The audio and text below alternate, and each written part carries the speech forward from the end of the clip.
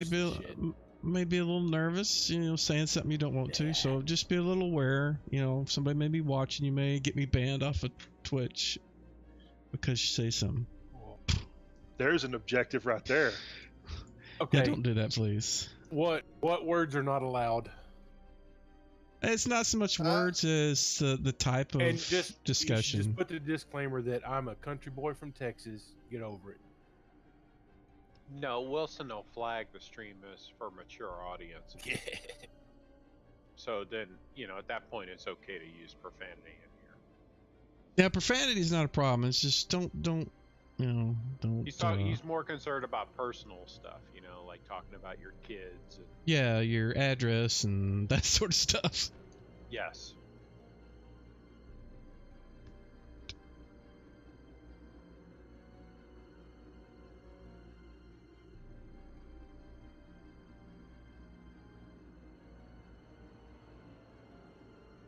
I'm loading up on whiskey, coffee, and peeps. Yeah, I'm throwing down some wine and that myself. Rob, you must be the sole reason that Peeps is still in business.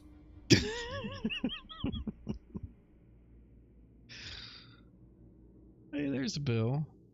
I didn't ask him. Hey guys, just got here a second ago. Hey, Bill. So Bill, we're gonna start streaming just so that I can have the VODs and stuff up. Sure. So don't say anything about your family or whatever that you don't want the rest of the world knowing until I say we're off. Alright, got it.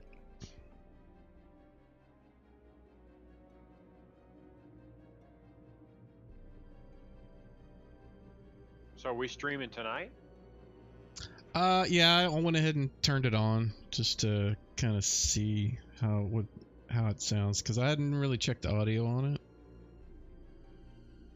So I'm not sure what it's gonna do. Do you want me to check it? Oh, you can if you want. Yeah, sure. Okay, let me follow you. Just make sure you don't have anything up that I shouldn't be able to see. Well, I do, but I mean, there's no monsters or anything up yet. What's are you Celestian or? Celestian_GC? I'll post it. Yeah, I got you.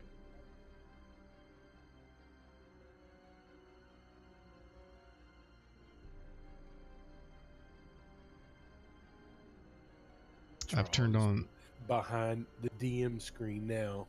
Yes, it is. I have turned on voice activation too, so I don't have to click on stuff. It kind of messes up my clicking in Fantasy Grounds. So, Bill, you remember the discussion we had about memorization and all that? Yes, sir. I changed it. I spent like 4 hours a day before the game to get it done. So, once you get in and load it up, let me know.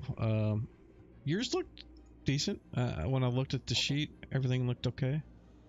I also set it to where you remember you said you didn't like the way it would say, give you the option to remove it when you're in combat mode. It won't anymore. It'll list a spell and it'll have all the ticks ticked off.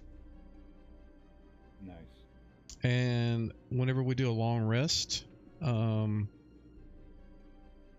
it will reset all those. So if you want to change them, you're obviously going to have to, if you want to change your memorization stuff, you'll have to. Like if you want to add some new ones. Like right now, with what you have, if I did a rest, you would still have 3 arcane first level spells that you haven't done. Oh, look at that. Charles is following me. But, yeah, so... But let me know. I think it'll work out much better. I really am happy how it turned out. I'm wondering if I made any, introduced some bugs or not, but we'll see. But if you look at your spell slots when you're in combat or standard mode, you'll see how many slots you don't have memorized. Because what I had to do is I had to set the totals based on what you had currently. So since we were mid-game, once we rest, you guys can set those. Okay, sounds good. Why is my watch talking to me? Shut up, Apple Watch. All right, Wilson, I'm just going to lurk in here without viewing. I basically just paused it just to get your a little follower count there. Okay, cool. Yeah, I'm gonna pull up the chat window just in case somebody says But something. it sounded good. I don't know that it makes a difference, but the volume compared to clean feed was a lot lower. So I My had to turn volume clean feed off. or Yeah, the so I had them both open in Chrome, right? So I had you on a tab on Twitch, and I had clean feed on a tab, and the clean feed volume was a lot higher than the Twitch volume. Okay, yeah, that makes sense. Because I turned down the background stuff because I don't want it to overpower you or me you guys or me when we're talking. Yep. Was that part too low just in general, or was it okay whenever we were all speaking? No. I mean, I closed clean feed and turned up the volume on my speakers, and it sounded very good.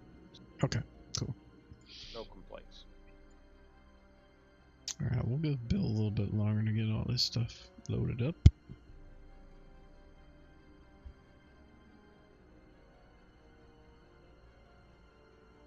So, just to do some discussion, when we finished up, you guys had just looked through the bodies.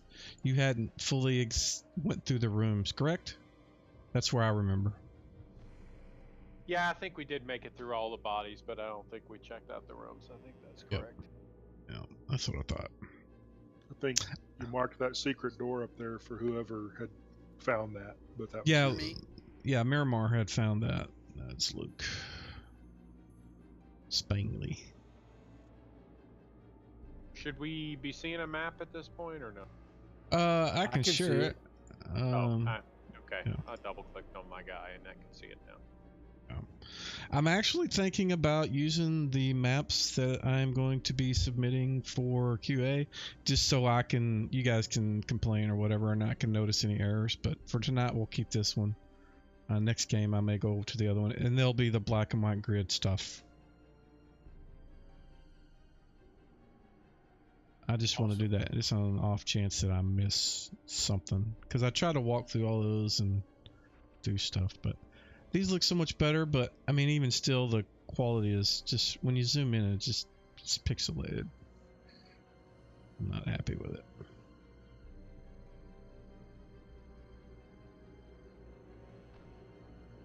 I've been getting some emails from the people that do the Dungeon Crawl Classic stuff, and looks like they've been releasing stuff for Fantasy Grounds too. Pretty cool. Yeah, they've actually got a rule set now, or either that or they're working on it. I'm aware that they're doing a rule set or have one, and they're starting to push content out that way too. I also saw, I hope it's the same people, but they had an ad on that for Expedition to the Barrier Peaks, like a re-release of the original and then a conversion to 5th edition. Yep. I wish they would release a module in Fantasy Grounds for that so I could just use it. But I suspect they won't. All of them might. I don't know. Who knows? If they got a license to WotC to be able to do the original, maybe they can get the approval to do it. Although if it's the original, I guess I could just do the original. Or somebody could. Did you ever play Expedition to Barrier Peaks back in the day? I never did.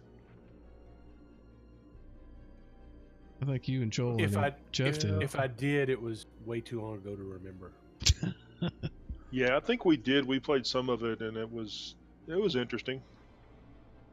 Yeah, it's not really my kind of. I've read it several times, thinking that people may want to do it. I just as a DM, it just doesn't really click with me that much. I do remember White Plume Mountain though. Yes, that's one of my favorite one shots because it's like got a little of everything, and you get some really overpowered weapons in the end. It's kind of neat.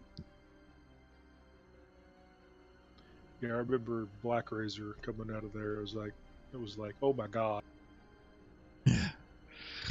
Yeah, and if you use the original Black Razor and not just the level draining Life Stealer, it's fucking insane.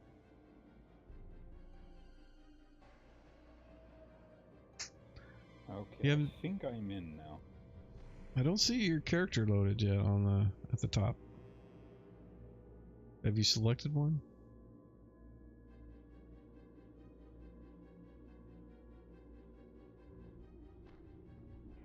I'm guessing not. No, sorry, I forgot to press push to talk. Trying to. There we go. I was just trying to get through those introduction screens that when you're logging in, I turned them off, told it to stop showing me that shit when I came into Fantasy Ground. I do the same.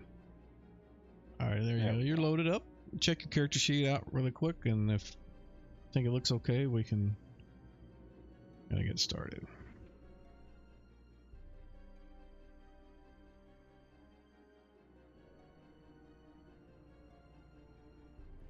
And I'm still engulfed in darkness here. Is that right?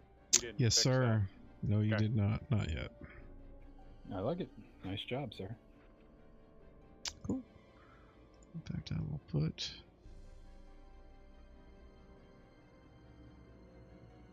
That on you, because that's about what it is. Alright, so yeah, last time we played, the cleric that you guys ended up killing had put darkness on Grimlock.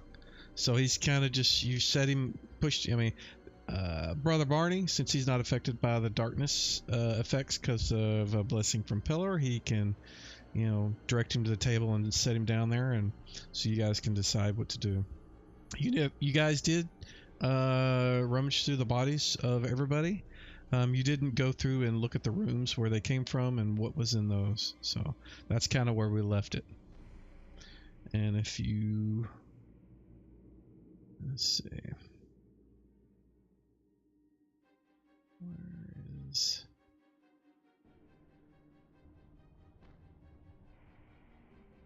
Different background noise thing.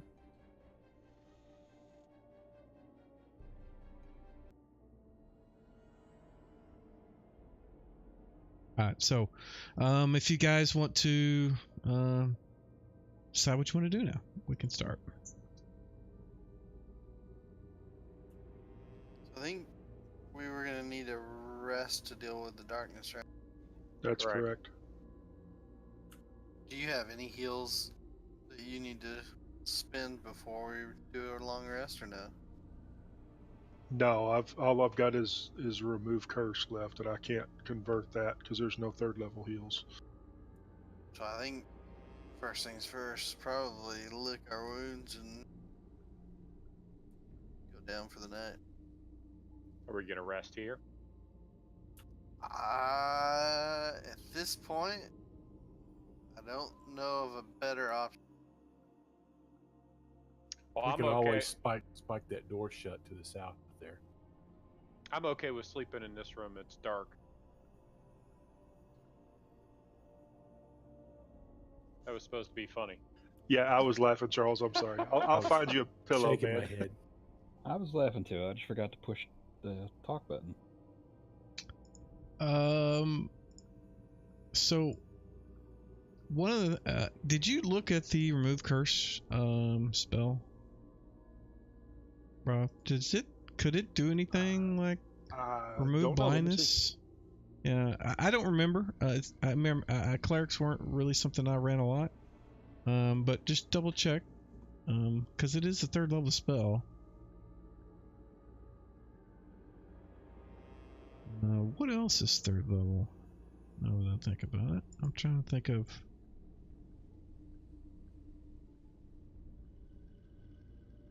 Aha. So, and since we house rule that you can convert spells to cures, I would allow, if remove curse doesn't do it directly, I would allow you to convert the remove curse to a cure blindness, which would effectively negate the darkness on Grimlock. I mean, it is a third level spell, which is, it's higher than, I think, cause Would darkness. it though? I figured what he cast on me was the inverse of continual light, not. It blind. is. It is, but continual light is let's see what level is this. A third level. A third level can counter. I'm okay with countering a third level spell with a third level spell. Okay. And it is. And let me look at Cure Blindness and see. I'm pretty sure it kind of covers various types. Cure some forms of blindness. This spell does not restore repair. It doesn't repair your organs, so if somebody rips out your eyes, it can't fix that. So, in my head, I think that would be okay. Take it. So, Rob, if you wanted to do that. Yeah, I'll do that. Because it is a cure, and it is a form of blindness. I mean, I realize it's an AoE thing, but it's sourced on his eyes, so.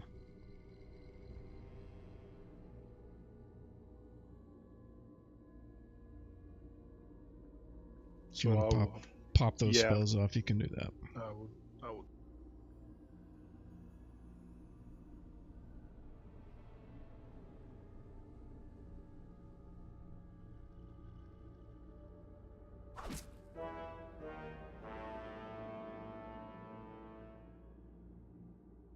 What the hell?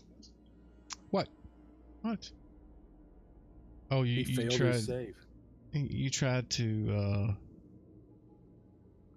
blind I hit the him? cast. I hit the cast button.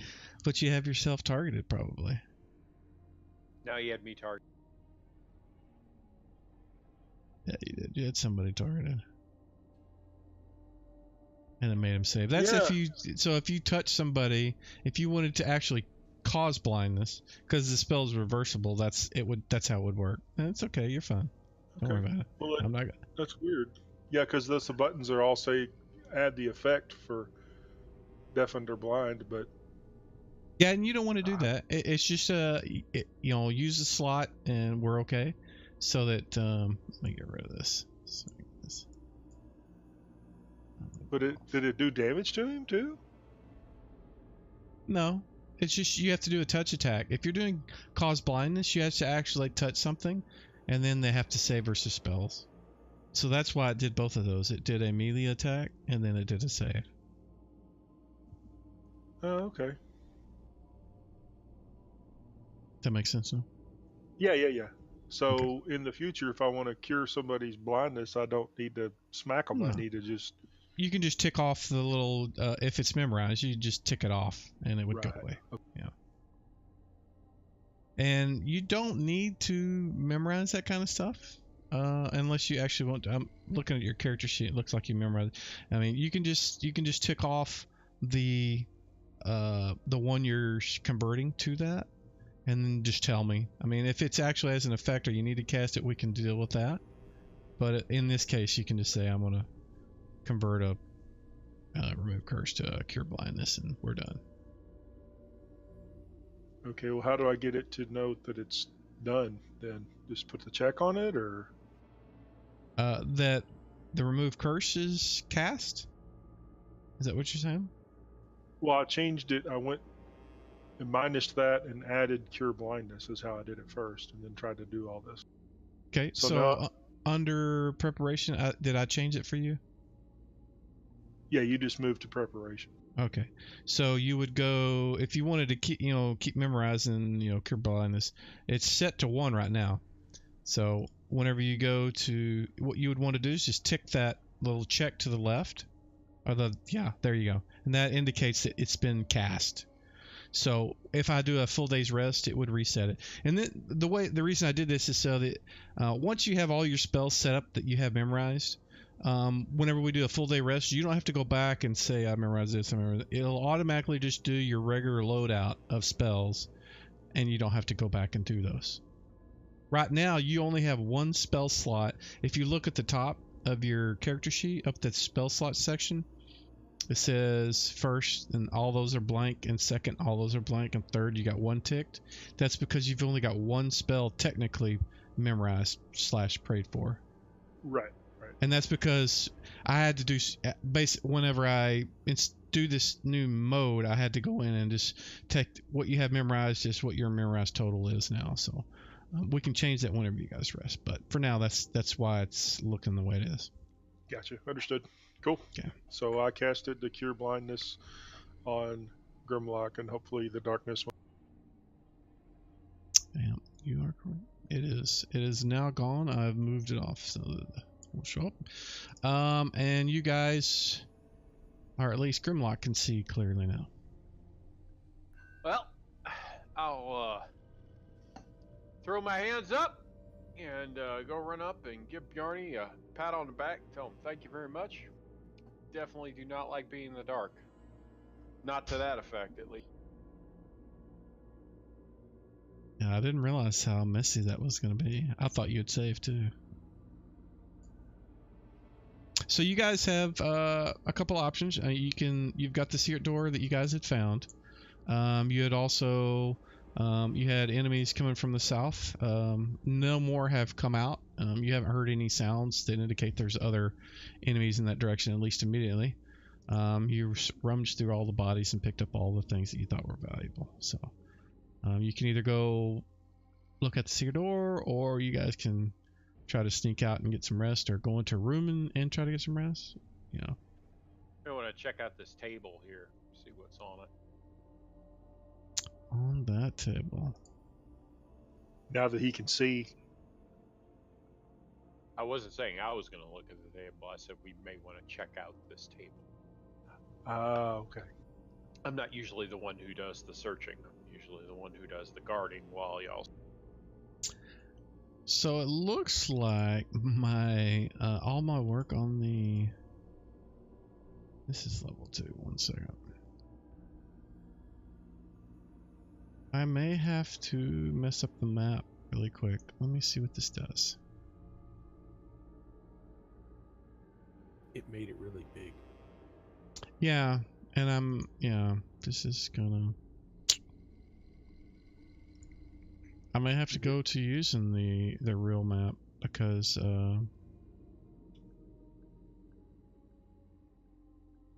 Yeah, I've got stuff Yeah. uncovered I haven't seen. Yeah. We haven't actually seen yet. I'm not gonna pan over there. that's Yeah, okay. it's like a whole map. Yeah. I can hide it from you. The problem is that I did a lot of work on the module. So what we're going to do is we're going to use the original map that I was going to wait till next week to use. So we'll use it today, and let me set up the masking real quick. Trying to remember where you guys came from.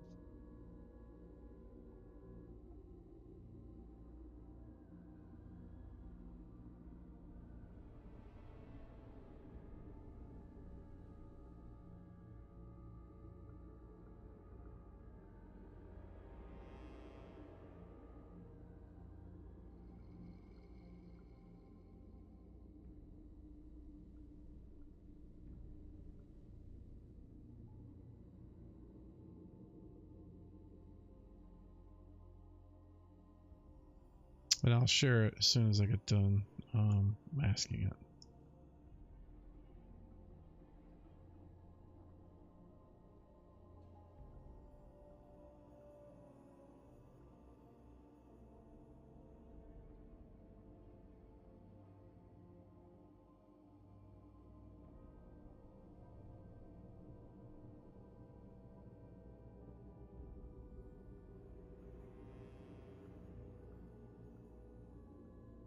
Oh, poopage. Need to make this map scale different. Forgot about that. I changed that.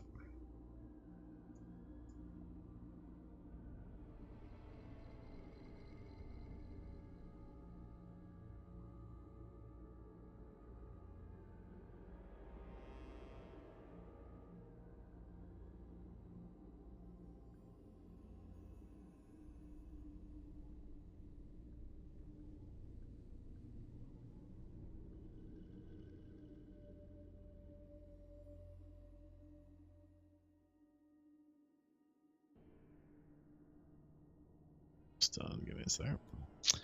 I'll throw tokens on the map. Party was here. Current was here. Where it was.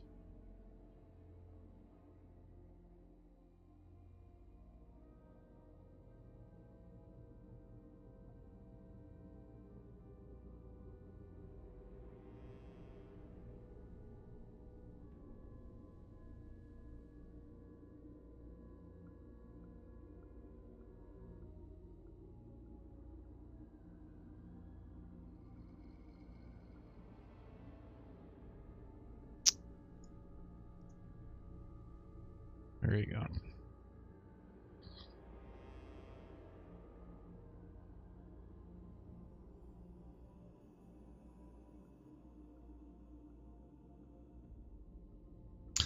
Yeah, apparently I messed up all my pins that I'd set on my custom map, so none of them were working. I probably just needed to resync my map with the module, but I didn't. You guys seeing the map now? Yes. Yep. Okay. Yeah, I can see. Yeah, got it. Alrighty. So we can start over again. Now I can see the room text. And you were asking what the table looked like.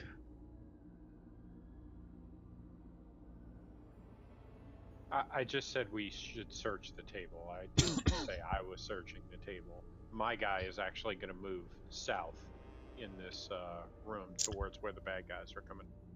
Yeah, there is a sizable haunch of meat and a couple of mugs. There is a old barrel on the north up here against the wall. Kind of smells of almost a sour sort of beer or ale or something.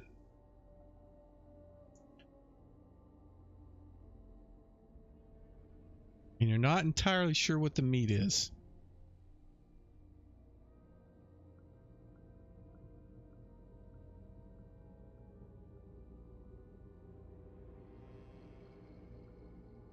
What is that on the west wall there by Baez? That is a water font, similar to the ones that you guys ran into on the first level, where the water weird thing was. Although this one is just kind of it's almost like a tiny little water fountain like you would have seen in school back in the day, only it's made of stone. Water's constantly pouring, and it doesn't pour out, it just kind of goes into a drain and runs out.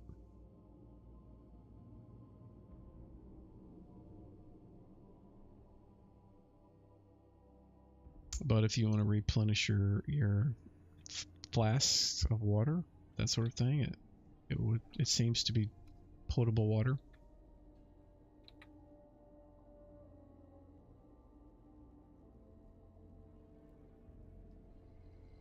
So Wilson, how far down this corridor can I get?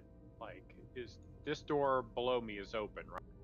Yeah, the only door that's closed is this one. I exposed the map beyond it because you guys saw into that room whenever they came through. Yep, this is where my guy's going to be then. I'm going to be listening for what's on the other side of this door. Make sure I don't hear any bad guys. Okay. That is also where you were at one point at the very end of the session, before all the bad guys died. You had ran into that door when you were blind, and you guys stayed there. This area is a 10-foot by 10-foot square room. It's plastered with white, sort of chalky plaster. There is a torch on the east wall. There is a couch, a writing table, a chair, a small brazier, and a brass-bound chest in that room.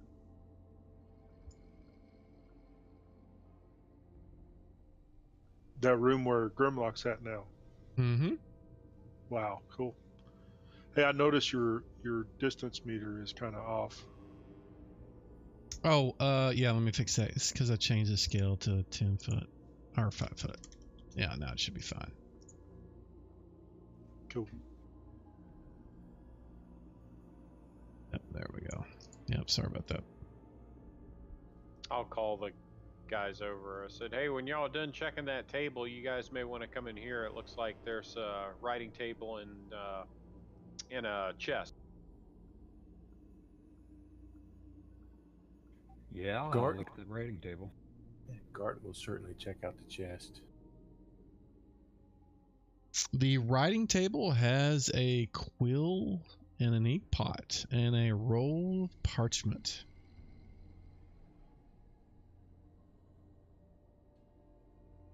And the parchment's blank. It looks like it, yeah. It's probably something they use to log if somebody was coming through or that sort of thing. Slaves that they were going to sacrifice, maybe. You're not sure. But it's blank. The ink pot is full, and the quill looks usable. All right. Well, I got myself a new quill, some paper, and I'll top off whatever ink I need from the pot. I assume it's a regular inkwell. It's not like a sealable top. No, just ink. I think you have ink and quill and paper on your character sheet. Just add one to each one of those. Okay. And I believe Garten. Did I lock the? No, I did lock tokens. So you guys can move down. Garten is going to look at the chest. What are you going to do? It First like you'll do the old wooden chest. remove traps. Okay. Look for traps. Before he looks at the chest, did I hear anything on the other side of the? Give me a percentile on the tower, please. Yep.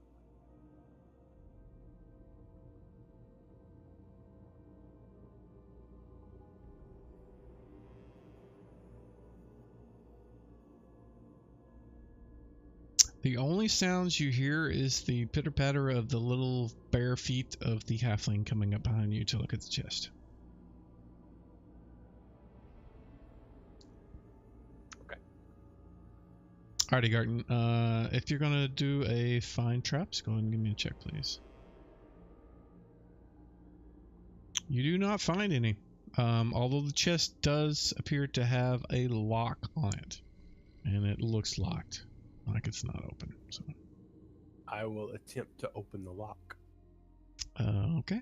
You can go ahead and give me that check in the tower as well. You deftly pick the lock. It clicks, and you hear the lovely sound of the lock giving way. What do you want to do? All right, guys. I don't know if you want to be this close. I didn't find any traps. I'm going to open this. Yep, I'll back up into the room. Do you want me to look at traps first? Sure, go ahead and check. Forget we yep. have. 2 rogues. Throw it in the tower, please. Yeah.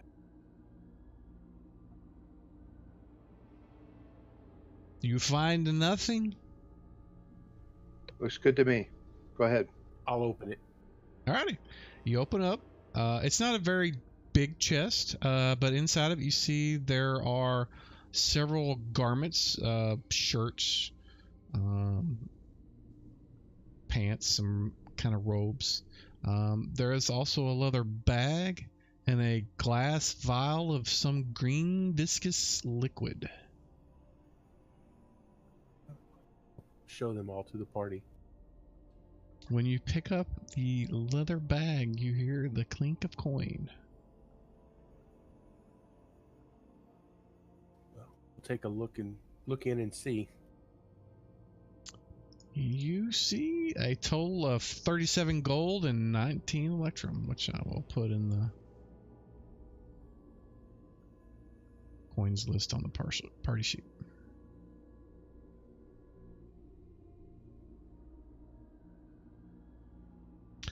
So if any of you guys want to have a spare nightshirt or some pants. So none of the stuff looks special. No, the clothing does not. It looks like just something that you would wear when you're going to bed. The only other thing left in the chest was the vial of viscous green liquid. I'll pick it up. Alright. Let's see. Where's your character sheet? That doesn't sound good, does it? Where's your character sheet?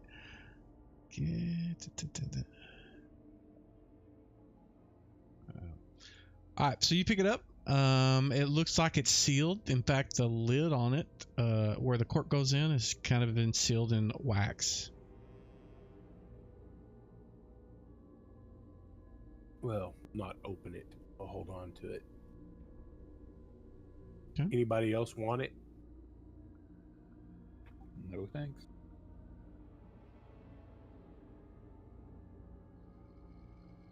I don't trust alchemists.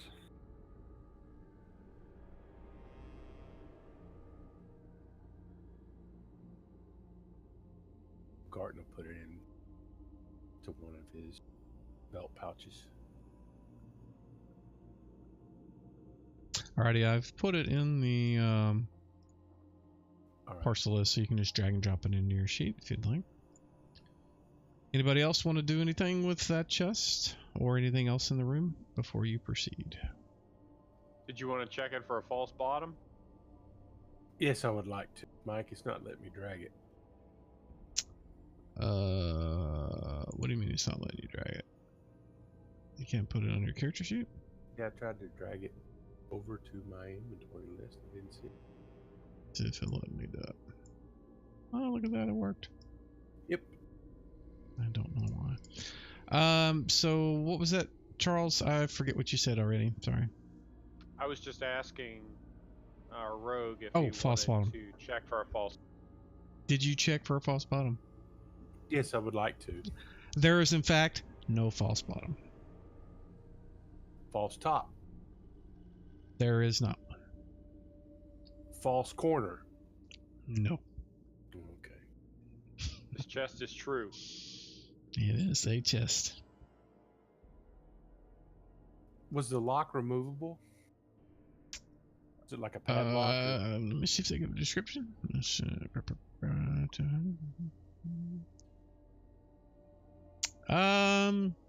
It doesn't say it was built into the chest, so I'm just going to assume it was a standard sort of padlock thing. So, I mean, if you want to have a lock, you certainly can. Never know Yeah, when go. you might need a lock. Sure. Add a lock to your. You should be able to use a little pencil in your inventory and just type in lock. I shall. All right. So you have a door to the south. Grimlock and or Garten or anybody else that's interested in moving south. Might be nice to have the imp do a walk through here.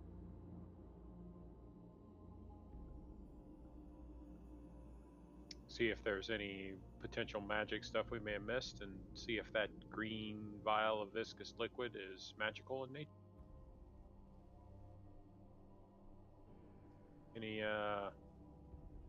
Any thoughts on that, Bayet? Yeah, I could take a look at it.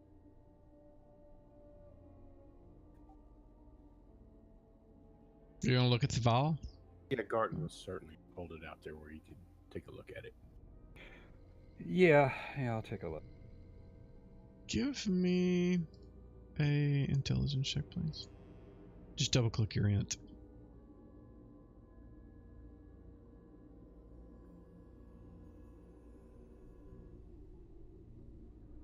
Okay, when I double click my int, it throws a... Huh? Oh, crap. I might have turned on my... It says manual dice entry. I think I turned something on I wasn't supposed to. If you go to the little gear at the top right, you can turn that off if you did turn it on. Or you might have been holding the control key down when you double clicked it. If you hold the control key, it's like a interactive sort of just do it for this one, not turn it on all the time sort of thing. So if I remember correctly, use control to push to talk, so don't push to talk and then double click it. Alright, hold on.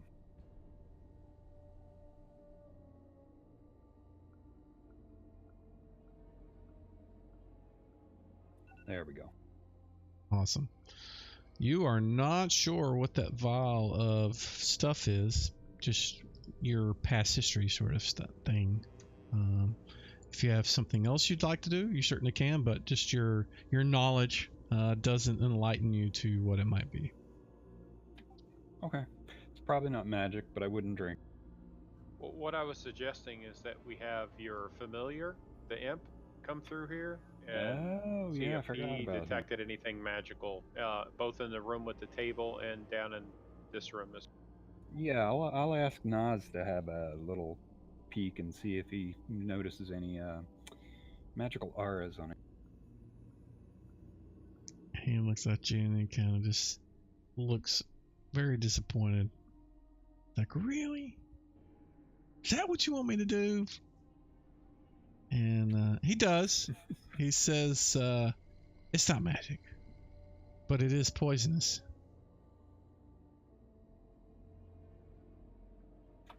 All right, well, there you go. It's poisonous. And that imp is better watch himself. He's not going to get his imp treats tonight if he keeps mouthing off. Scooby snacks. Yeah. And I will identify that if I can find it on your character sheet, which I can't, Garden. In a Where'd belt pouch large.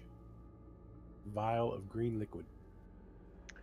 Did the There it imp is. happen to stumble on anything else magical in the area?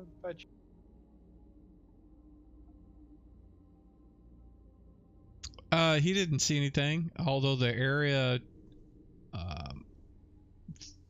he did say that the area itself felt like it was sanctified in some way. Like it, like for a priest, it would, you would be on holy ground sort of thing. But in this case, it's not holy; it's something else. But that's kind of what he says. Do you sense that as well? And look at our priest. Or do you maybe have a better understanding of what he's talking about? I would say he is, yeah, it's been desecrated versus consecrated. So it's not very nice to be around here. Not so as like I don't feel a bad aura from it, but I'm probably not totally in tune with that either.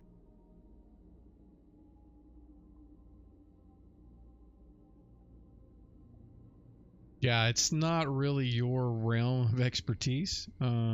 At least the aura that he's detecting. So, I mean, the whole place to you has felt a little like a itch you couldn't scratch. It's constant. You feel like bugs are just kind of crawling over your skin the entire time. When you're in the temple itself. So, not so much that you have to, you feel like scratching your skin off or anything, but you don't feel comfortable.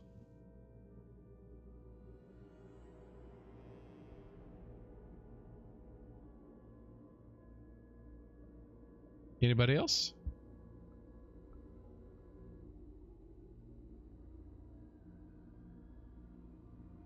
No, I think we should settle down to some place to rest if we can, so we can regain spells. I think we need to investigate this room to the south. I think this potentially could be a room we'd rest in anyway.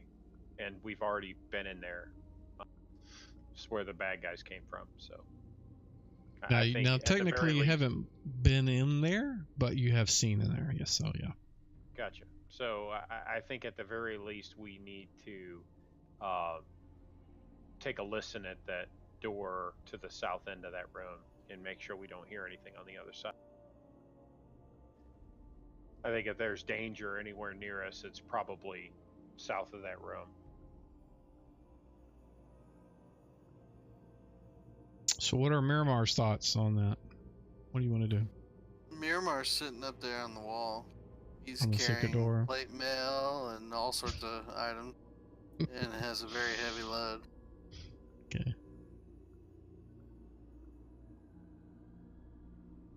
All right. What does Jareth want to do? Does he want to keep going south, looking around? Yeah, I think checking out the room, helping to check out the room. Okay. So Grimlock, you had listened at the door. You didn't hear anything on the other side. So, and the door is not locked because, like I said, the bad guys came barreling through it at some point. Yeah, I'll go ahead and open it up. Okay. I am going to reveal a little bit more. 6 cent. Let me open it. You can see a door to your left and right. Immediately inside, there's a fireplace to the west. Yeah. let's see. There are rugs, carpets, and tapestries on the wall. The carpets and rugs are obviously on the floors. There are several candelabras, hanging lamps, and a fireplace. There is plush furniture and a soft set of cushions on them. The colors are bright red, scarlet, hot orange, and you kind of can feel almost heat coming off of them, and not literally. It just feels like the colors are meant to reflect maybe fire or heat or something. There is a large box stands near the fireplace. The ceiling is plastered with scenes of demons and humans in lewd activities. I'm not going to get into descriptions there. It is 10 feet up. Under a heap of pillows, you can see the kind of sticking out is a robe that's laying underneath the pillows. It's kind of scarlet color. Okay. So I don't see anything moving in the room. No. So I'll move from door to door to door, checking, listening on the other side. I'm going to start with this door here. Do you need a percentile? Yes. And it's going to take you a while to do that. So while he's doing that, what are the rest of you guys doing? Because it'll take him, several minutes. Garton will assist. He'll move to the other door and listen. Okay. Anybody else? I want to move in the room just to be ready. Okay. And yeah, put me at the door on the opposite side. Right there? Yes, sir. Does Miramar want to stay up in the northeast corner there? If he can tell no one's coming back, he's probably going to start throwing the plate mail and the extra weight off onto the... Okay. If you want to do that, just on your character sheet, just click the not carried thing. If we get much further, you can assume that it's gone if that's what you want to do. Okay. And then move your token where you want to be.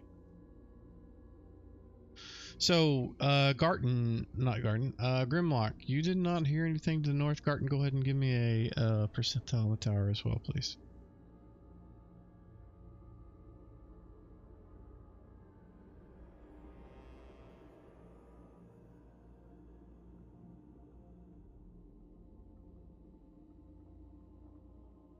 Did you get it? Yes, I did. You don't hear anything to the north either. So neither one of you guys do. Do you want me to move you down? Luke? Oh, you got it. Never mind.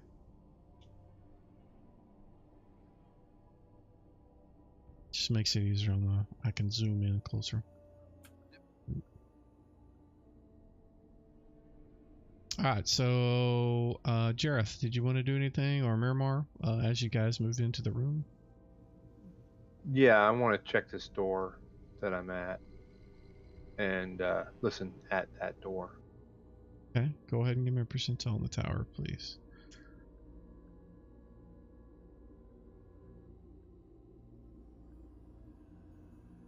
Hear anything? All right. Is this door locked? You are not sure. You haven't seen it. There's no padlock on it, but you have not seen anybody come through it or open it, so you're not sure if it's like barred from the other side. Is there any obvious mechanism on this side? A handle or a lever? Or... There is a leather strap that's kind of a loop. Okay. You want to pull on it? Not yet. Okay. Alright, we'll go back to Grimlock. So Grimlock, you don't hear anything on the other side of that door that you're at. Yep, and they've checked all the other doors, so yeah. I'm gonna point Baez in the direction of that robe that I noticed. So say, hey, you might want to take a look at. Where was that robe at? I was kind of peeking out from underneath the heap of pillows. Okay. Using the tip of my staff, I will push the pillows aside, have a look and see what this. It looks like it's kind of been thrown onto the couch and inadvertently covered with some pillows, but it is scarlet red. It has some trim on it, not elaborate. It is nice looking, but it's not something that you would find on maybe a priest, a high priest, or anything like that. But it does look something, like one of the menials would maybe wear. Okay. Is there any sort of symbol on it?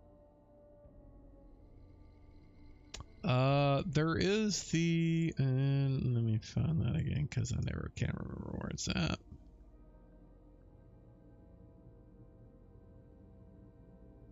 Is where? Oh, come on! It's got that one on the far west left. It's kind of two squares stacked on top of each other.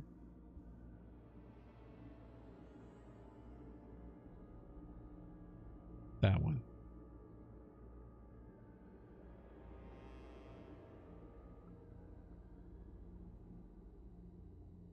May want to save that.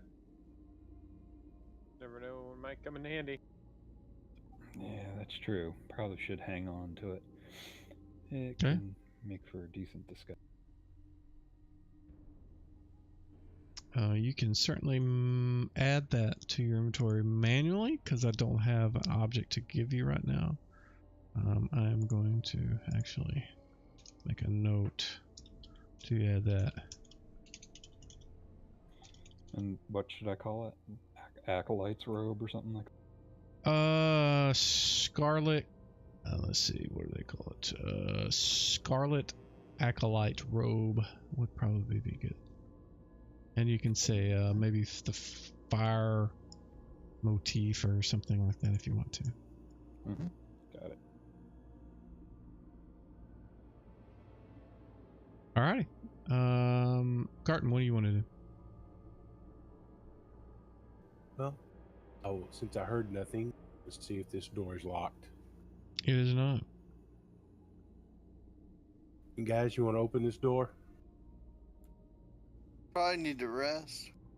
There's some magic plate mail in the room up to the north as well. Oh, that'd be nice, but don't use plate. Don't use armor. I don't think it was magical. Did I just pick it up to sell? Yeah, I think so. I sloughed it off weight-wise, just so y'all know.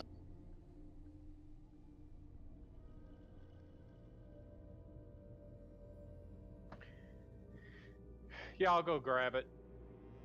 Throw it in the room here with us. Yeah, we can rest here if we don't hear anything on the other side of the doors. I mean, if y'all want to open them up just to see that there's no bad guys on the other side of the doors, it's fine. But I don't want to really go exploring when we're out of ammo. Miramar, seeing everything in here, would not feel comfortable sleeping in. And I would tell you that. These are some lovely people. I'd feel better sleeping up to in the what? Up in that northern room that we already cleared. I mean, if we want to, we can spike these doors to the north so nothing comes through. Miramar doesn't like this room, so I'll just grab a pillow and go up to the room up. That's fine. You want to go to the room with up here? The table. With no doors? With the table. That's what Miramar was suggesting, yeah. Yeah, okay. Alrighty. If you guys want what about the 10 by 10 room? Is that room uncomfortable too, or is it because it was like whitewashed? Yeah, it was kind of a very plain plastered room. There was no lewd, demonic sort of images on the roof. Even for Miramar, most of you, or in fact all of you, the whole place just does not feel comfortable in general, just because of the aura that you get from the temple. It's not a good place, but it's not particularly this area in general that gives you that. Although in this room, it does feel like there is the fire is hotter than it seems to be.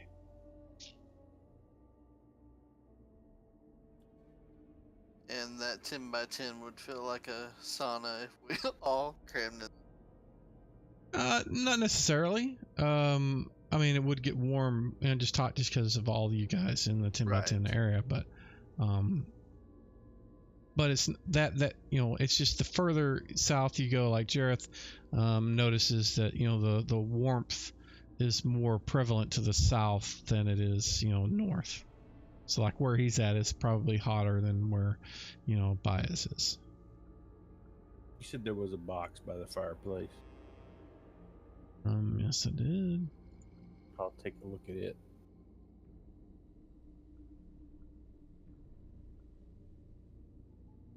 Let's see.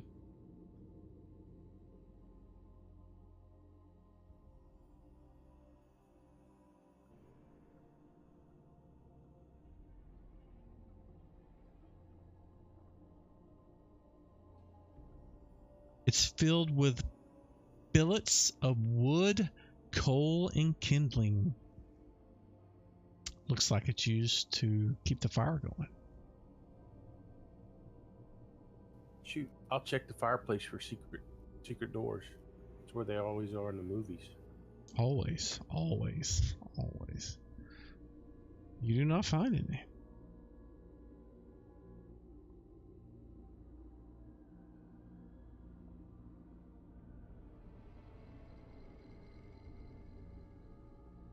Dig around in the wood to see if anybody stashed anything in there.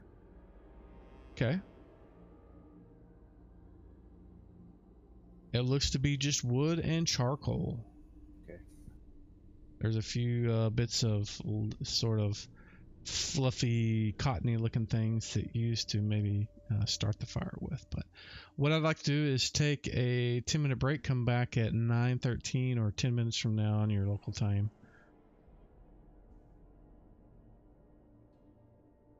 All right. Alrighty. All right.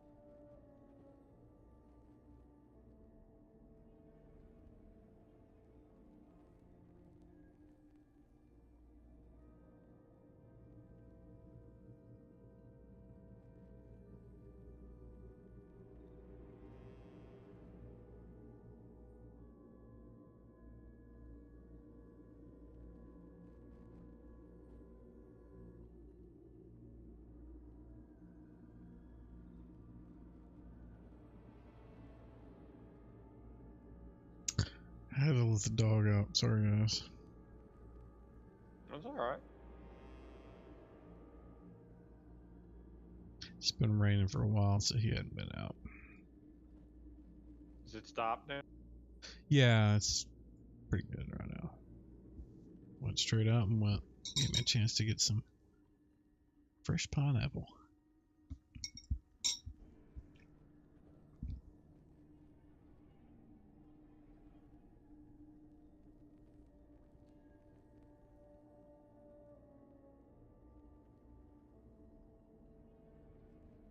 Looks like we lost Bill.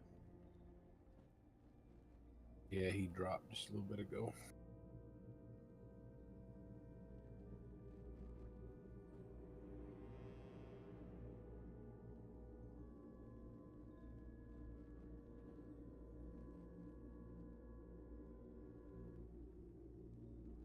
It looks like everybody's here. We can go ahead and get started.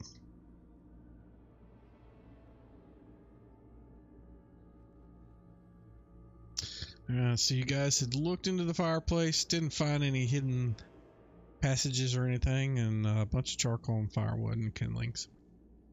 What would you like to do now? You've got a door to the northwest and a door to the northeast that have not been looked at, and one to the south. Miramar, do you have any aversion to camping out in the 10 by? Well, I don't care about the 10 by 10. Okay, then let's do this. Let's leave the door between the 10 by 10 and this main room open, and then we'll spike the door on the north end of the 10 by 10 room and spike the other 3 doors in here, and we'll rest in here. And Miramar, you can stay in the 10 by 10 room if this area is unsettling. I'll move in the 10 by 10. Yeah, and let's grab that plate mail. I'll go grab that plate mail and any other valuables that Miramar left behind in movement.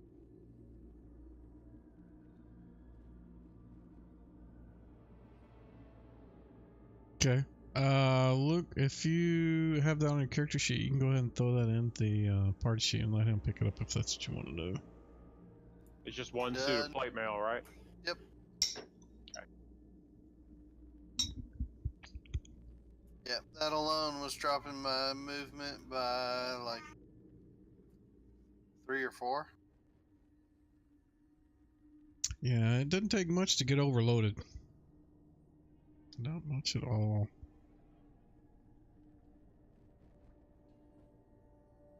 So you guys want to camp here for the evening? Try to get a full night's rest?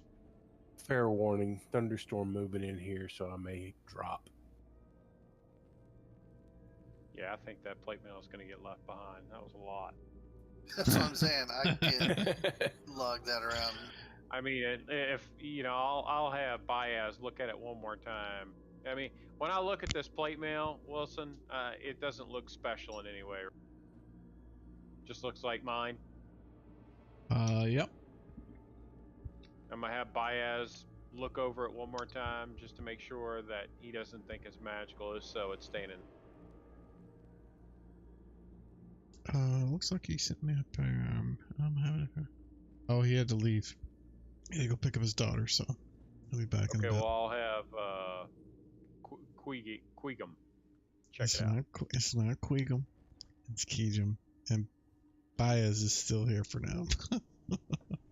Okay, well, I'll have him look at the armor and no, it looks like normal armor to them. Yep, plate mail is going in the corner.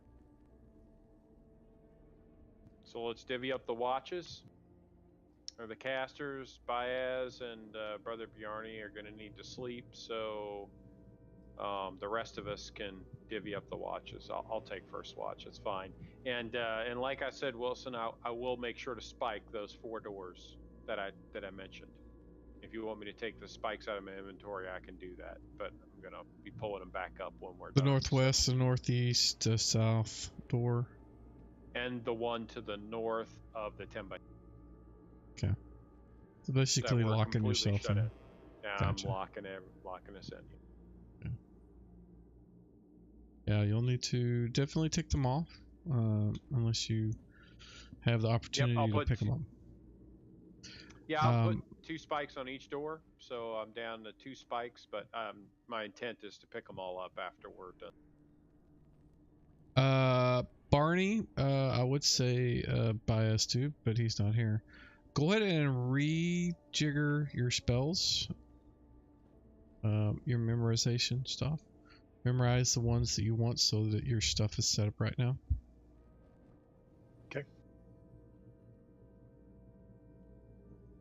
And believe it or not, the night is going to pass without incident. There was no one came in, no one wandered through. Apparently, it's not a lot of traffic through this area, so those of you that did rest, which I am assuming is going to be Barney and Baez, get a full night's rest. We rested 8 hours, so how many people did we need to have on watch for that? What was the minimum requirement? 4, if you're doing 2 hours each. It's up to you how you do it, but yeah. Well, I'm just saying it kind of makes sense to do.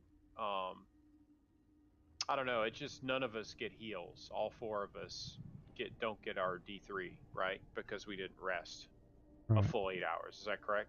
Yep. Yeah, it's kind of metagaming, I guess, to reduce the number. So we'll just do 2 hours, like you said. I think that makes more sense. Yeah. So the only people that would get the hit point roll would be Bias and Barney. And I will do Bias since he's not here. I thought it would. There it is. Oh, look at that. He got 3 out of that. So I need to do the short rest thing too, or the rest deal? I will do that for you. I think. Oops, that was to the wrong person. Let's see, where are you? Oh, no, we don't want that.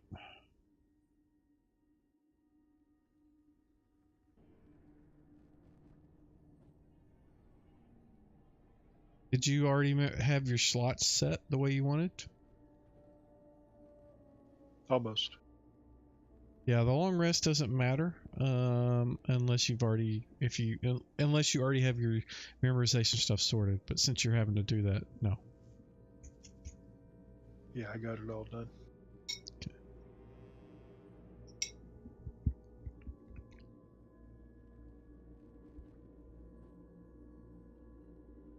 Looks good. Looks good. All right, so the rest of you don't get to get the rest hit point bonus, and you guys wake up in the morning groggy and tired. Didn't get a good rest other than Baez and Barney, and it does feel kind of a little bit warm for your comfort. It's not too comfortable. It's not got hotter or anything. It just doesn't feel, like you'd rather have it's it. Stuffy. Yep. Yeah. I pull up all my spikes, and let's do another listen. Split it up. Everybody take a door. Let's do a listen on each one of them just to make sure before we start investing.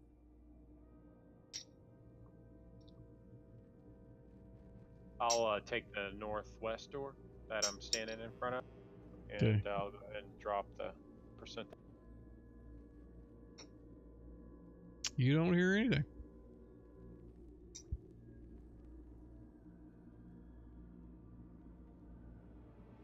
What about Garton or Jareth? I don't know. They haven't rolled. I'm getting to my skills tab.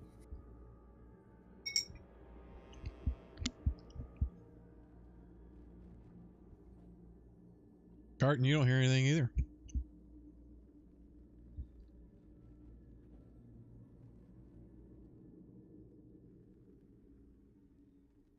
Anybody else? Oh, Jareth.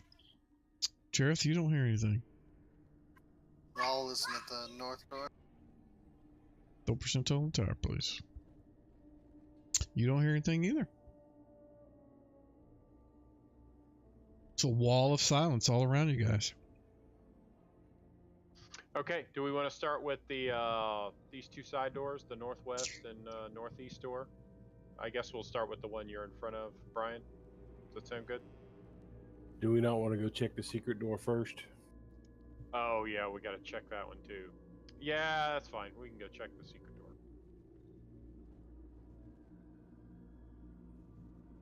You certainly can move all your tokens.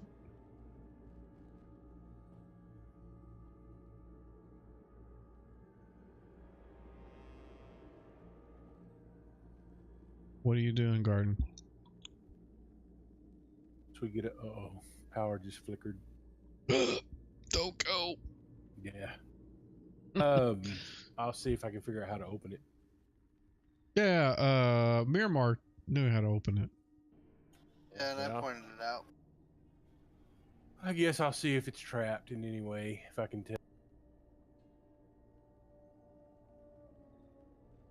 Doesn't look like it. Then I'll open it. You gonna open it? I mean, is it stone, wood, what? Well, you open it. You open it up and you see a room just beyond, with a door to the west, in the northwest. Looks like there's not much traffic through this area. Kind of dusty.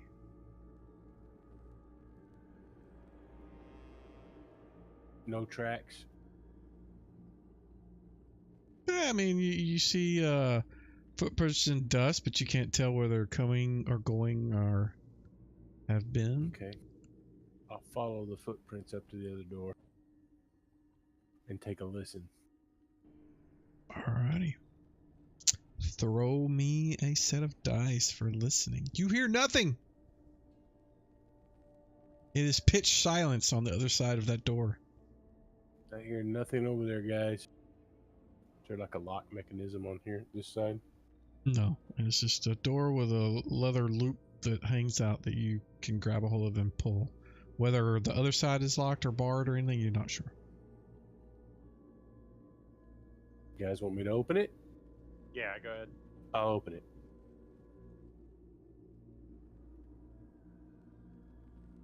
Open it up. And this is what you can see immediately.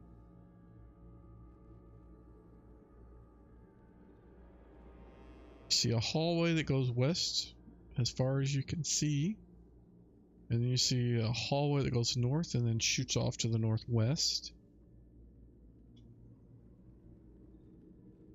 There's a door right there. Okay. I was fixing to ask you if that was a door. Yep. It is indeed a door. It looks like this is heading to a different area. I think we should go check out the rooms down below and maybe go mark this for later. This looks like it's going to a new location. I will close this door and we will go south. Okay. There is a door to the south as well, right there in front of you. I don't think it showed very well. It doesn't show very well. Yeah, Okay. right there. There's a door Yeah, I as see well. it. You want to open it up? You want to save that for later? Yeah, let's save it for later. We'll come Oh. check this stuff out after we check out the branches from the main room down there with the flaming couches and everything. Do we have a way of identifying things? Such as, As in, someone has the ability to do so within the party? you mean identify magic items? Yeah. Yes, Baez can. With the identify spell, I think he might have it. I don't know off the top of my head. He would have to speak to that. Or you can take it to town and have something identified. Baez also, I allow the, there is a skill called Spellcraft that I will let him use. Same thing with clerics, depending on the type of item it is. I'll allow them to use that to determine if an item, its function, if it's a very simple, like if it's a +1 mace or a shield or a potion of healing or very generally common things. But if they're uncommon, I'm certainly not going to let that. I mean, that's not going to work. You would need to use a spell or some version of that, whether you had somebody else cast it or not. Okay. I would just want to know what I'm holding on to, since I've got a long sword that I have no idea what it. You mean the sword that you got from the guy? It was flaming when you had it. Okay. Yeah. Okay. You're pretty sure it's a flaming sword. Right. But I need to know more. Yes, yeah, and in fact, for something like that, I can tell you right now that Baez will tell you it's what's typically called a flame tongue sword, but how you activate it and use it is going to require him cast Identify or somebody else cast Identify. Right. Flick your thumb like you're doing a lighter. I can't just say Dracarys.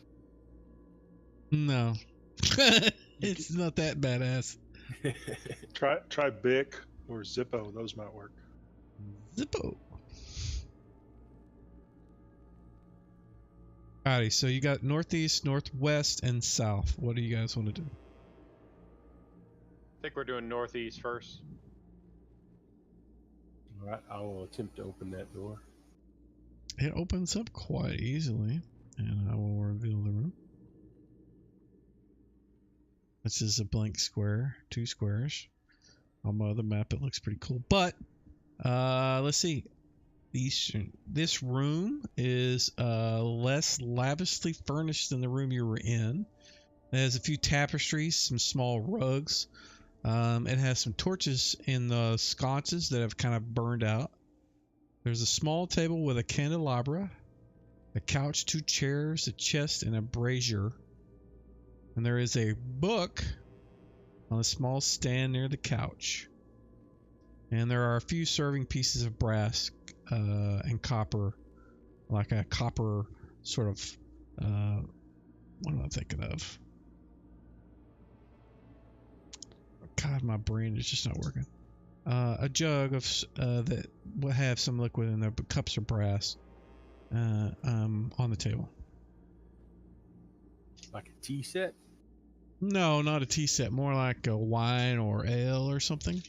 Ewer and cups. Chalice.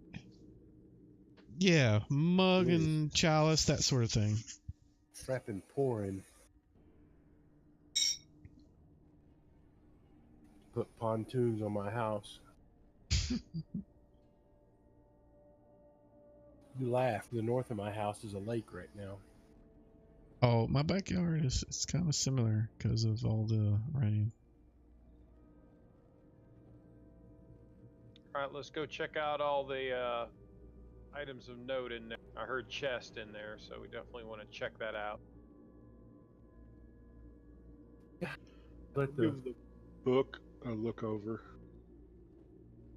And while they're checking out that stuff, Wilson, I'm going to go. You said there's a bunch of tapestries on the wall in these rooms. I'm going to go look behind all of them, see if there's anything behind them, any secrets. So we'll start with Barney. You said you were looking, and I think Garton was going to go make sure his house wasn't flooding. What was Barney doing?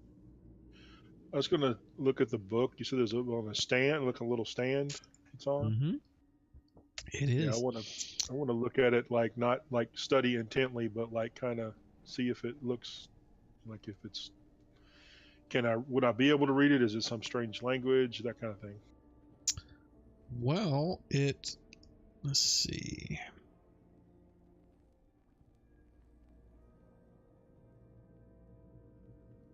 The book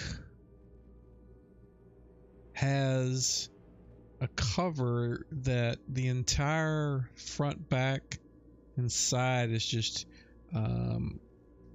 carved leather. You kind of you know how you and I say carved. It's I don't know how another word for it, but tooled leather, right? Yeah, there you go. Tooled leather that looks like fire flames are all over it. Are you gonna open it? Nope. Okay.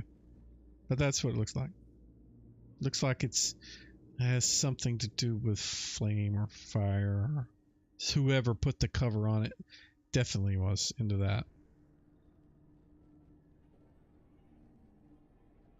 Yeah, has it got like maybe like a clasp on it, a locking clasp or something, or is No. it just a book?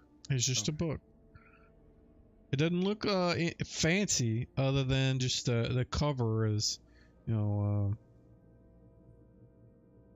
tooled leather to look like fire.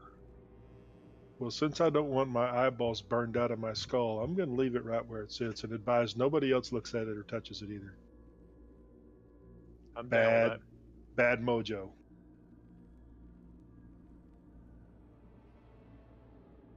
All right, So what does there's a Miramar? chest. Sorry. Go ahead. What does There was a Miramar want to chest. do? I'll get to you, Brian. I'm sorry. I think at this point I would search this room and take a closer look at the fireplace and just hold the sword out to it just to kind of see if it reacts with an active. So the fireplace in the main room that you're in right now? Okay. I'll move you over there. Yeah, it doesn't seem to react. I mean, it doesn't, get blackened or anything like you would expect, but it doesn't seem to get hot or cold or ignite or anything like that. All right, Brian, what'd you want to do? You said there was a chest in this room where the book was at. I did. Well, we'll do the traps and look at it. All right. Give me a roll, please. You do not hear any noises. Is that what I dropped? You did hear noise, and then you did a find move traps. Well, the hear noise was for the door. Earlier. Okay. I just saw that one. Sorry, that's my fault. You don't hear any noises, and there is no traps on the chest that you could find. I assume it's locked. It doesn't say it is. It seems to be easily opened if you so choose. Yeah, I'll open it. You open it up, and it's kind of like the other one. It's got clothing, the same type of like sleeping clothes, or not very elaborate clothing. Something you'd like put on before you go to bed.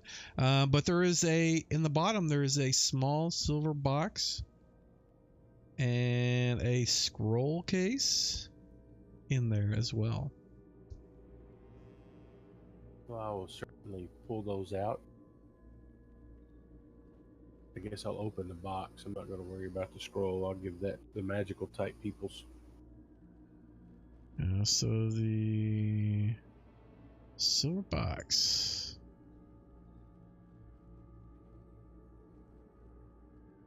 The silver box looks to be well made, but you can hear something rattling around inside of it.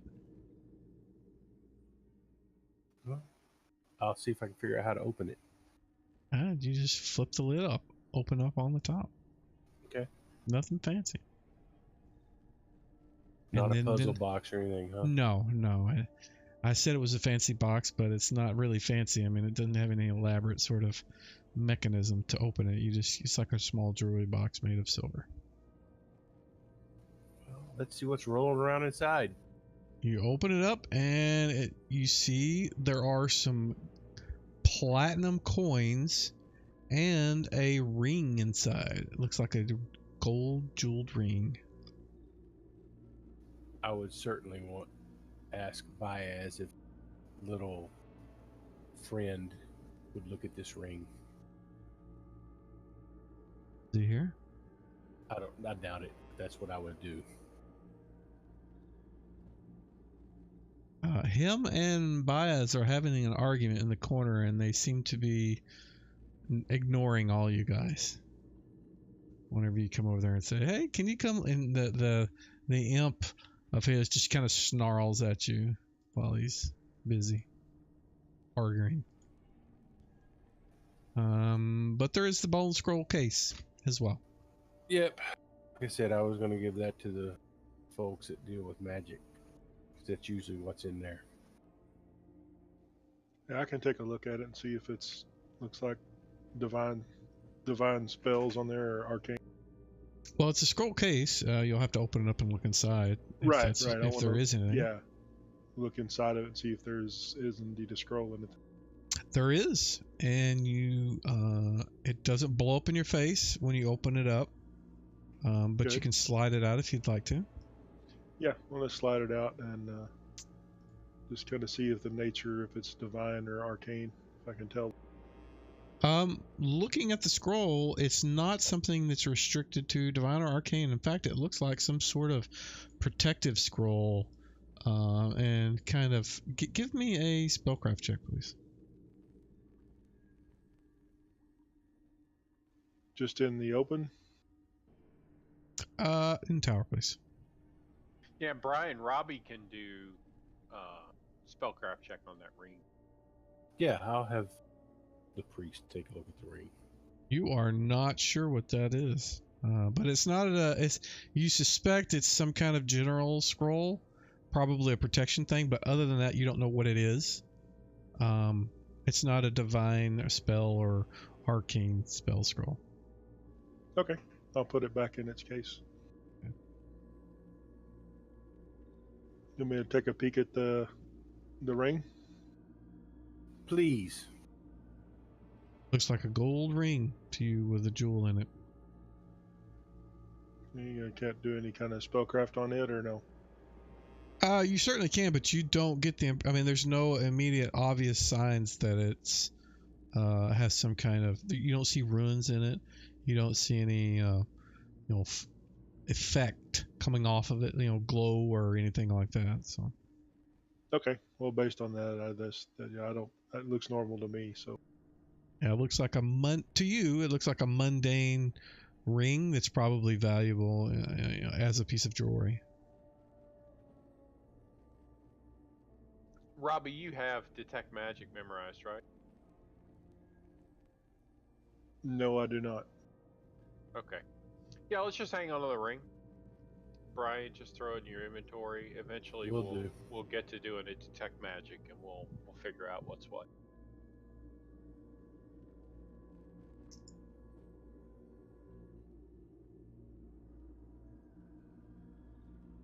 So, anything else you guys want to investigate in that room?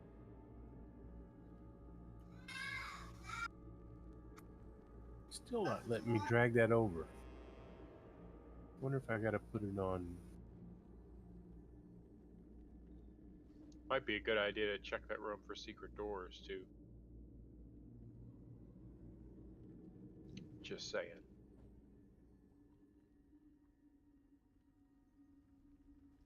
That's not my thing. You can't drag and drop what to your what? I'm trying to drag from the party sheet into my inventory.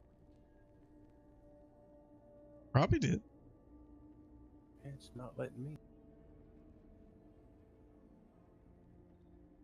I can do it for you. Yeah, you did earlier. You want the ring, right? I was gonna take the ring in the box. You trying to grab the little wheel, not the number, right? Yep, grabbing the wheel, dragging it over like I normally do, but it's not adding it into my. It worked for me. Maybe you need to reload. Try with the box. There it went. What? Yeah, I tried that like 3 times before I said anything. Yeah, I don't understand, man. And just for grins, I'm gonna go ahead and wear the ring. Okay. Give me a D10 in the tower, please. Miramar, what do you want to do? You've been standing over there in that corner, and there's a door to the north. They've been spending probably a good 30 minutes over in that other room, just thoroughly examining everything in there. I'm just gonna open it quietly. Okay. You're opening the door to the northwest? Yeah. Okay.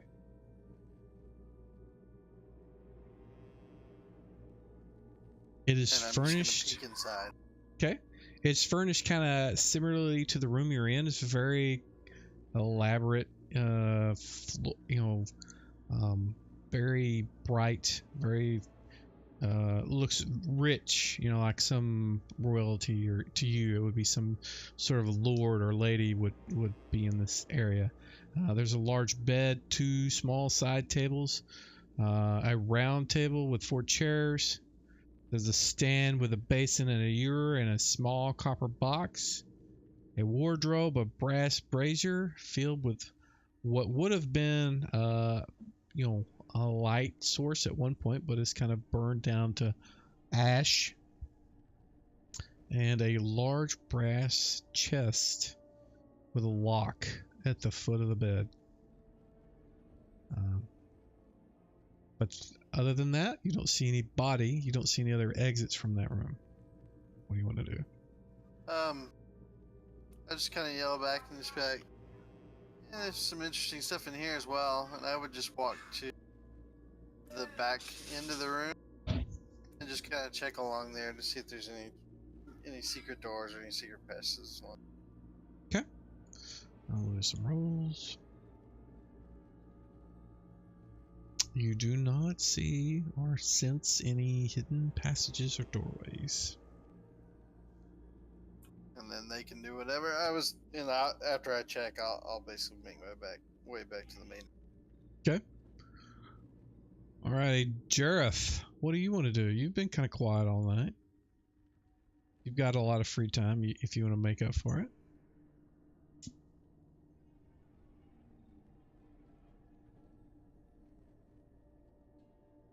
I don't hear you, James. You're muted, I think.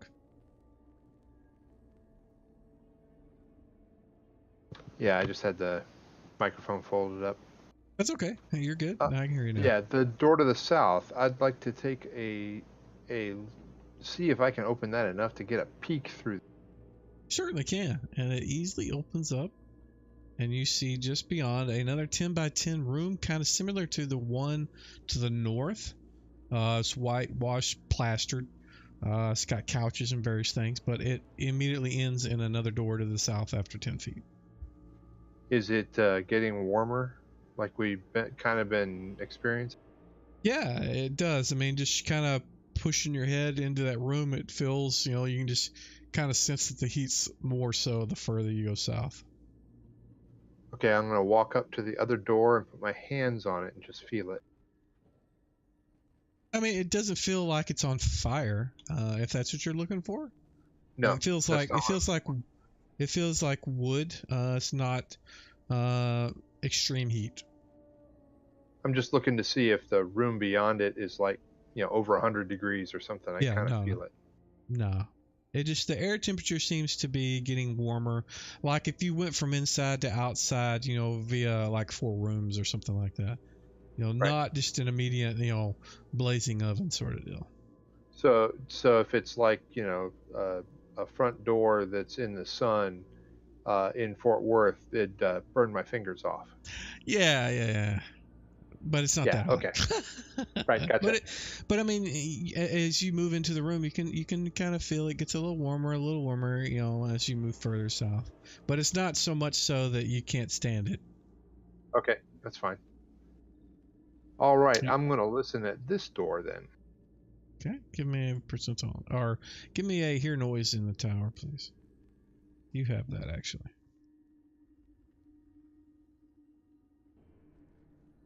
You do not hear anything.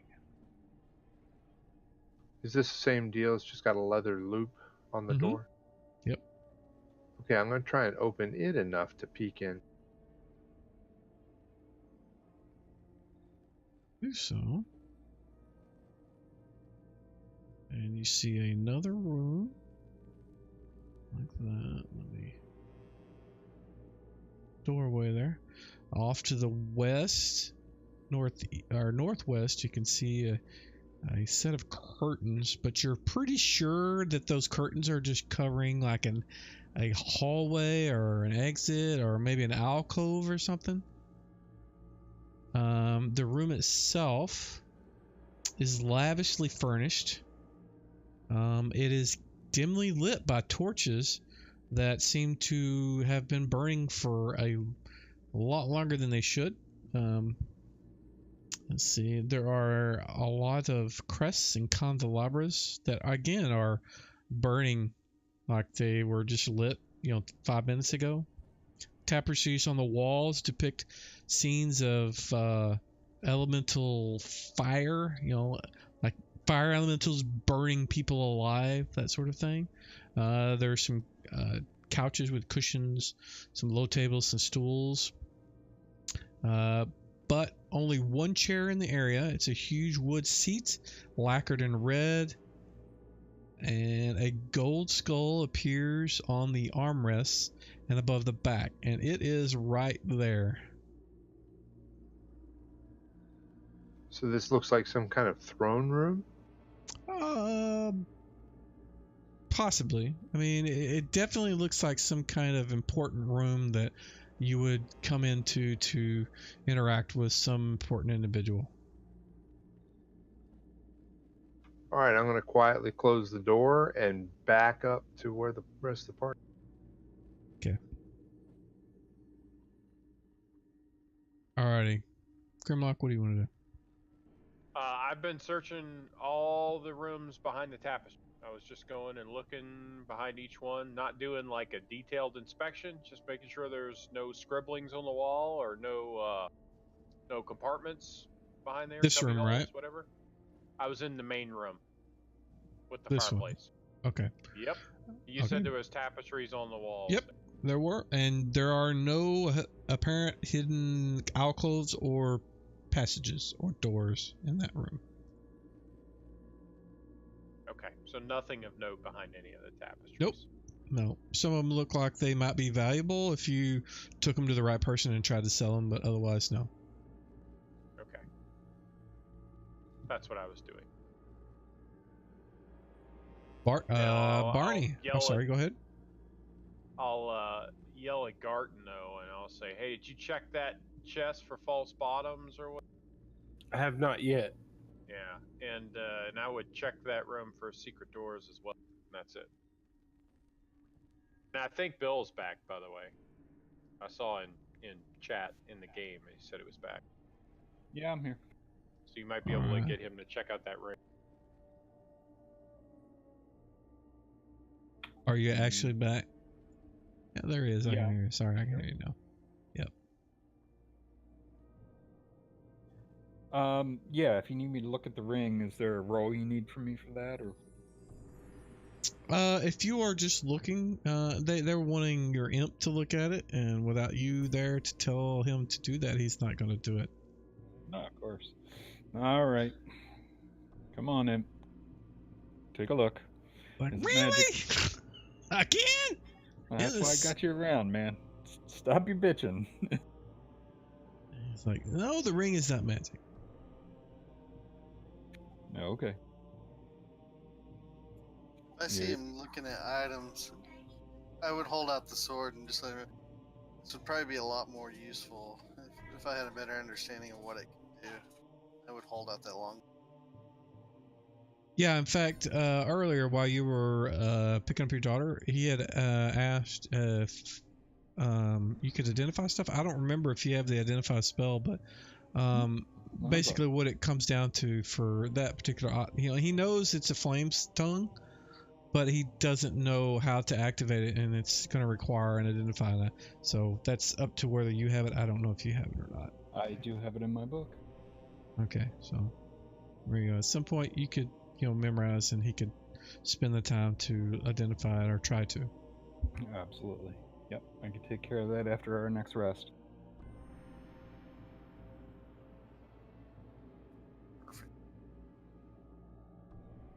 Barney, what are you doing?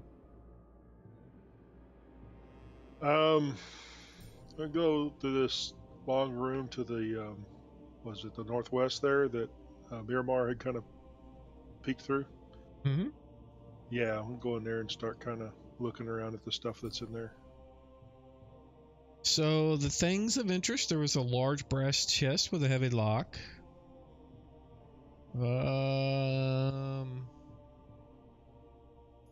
Let's see. There is a basin, ewer, small copper box, a wardrobe, a brass brazier. Okay. I'll kind of note that we have a chest and a box to open, but I want to look inside the wardrobe. Within, you see a red silk robe. It's kind of like one of those robes that Hugh Hefner would have wore. It's like silky, shiny, and shimmers, you know, as it moves. And on the back of it, you can see a golden skull. And on the front, it's got a 8-pointed symbol that looks like the one that we looked at earlier in the images that I linked, which you can look at if you click on images and load up. Basically, it looks like the fire symbol.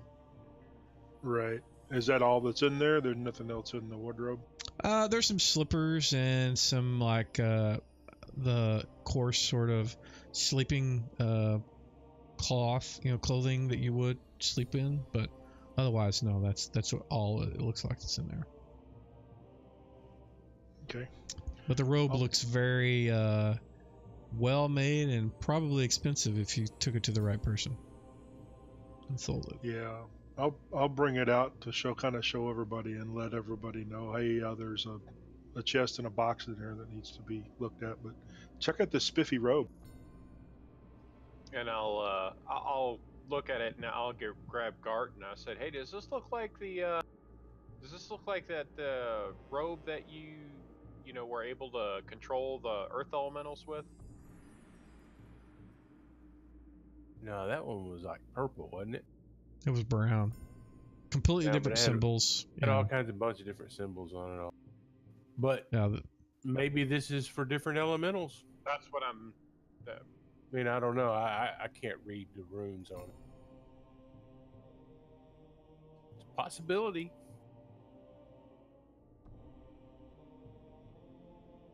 Yeah, I say we definitely hang on to that. Yeah, so keep it with us.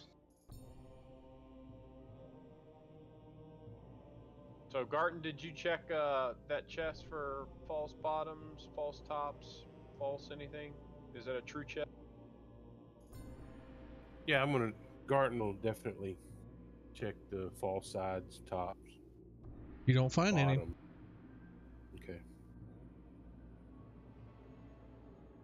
Hey, man, looks good to me. And did you check that room for secret doors? I can. He doesn't have a very good chance of doing that, but he'll look. Yeah. Well, we can get Miramar to go in there. He seems to have good luck. So his elvish eyes are a little more aware of their surroundings than the rest of you guys. I would search at the back of the room. Basically back on that wall. You do not find any hidden passages or secret doors or concealed doors. Looks clear. That's cool. So I guess you guys need to go check out the chest in the northwest room where Bjarni is. Yeah, there's some items in there. Jareth or Garton, one of you guys can go see if you can do the roguish stuff on that chest. I'll go check that out. Okay. What do you want to do? Look it over for traps first. Okay. Go ahead and throw that in the tower.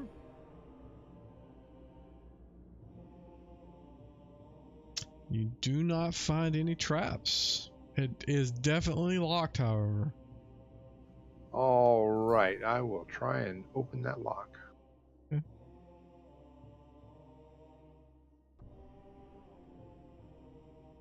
Unfortunately, the lock seems to be a little bit more complex than you're used to dealing with, and you are unable to pick it. It just doesn't, you don't hear the telltale click of it unlocking. Garton, this one's got me fooled. Perhaps you could do a little better. Yeah, Garton will certainly give it a shot. Power, please. 1 second. Clicking over there.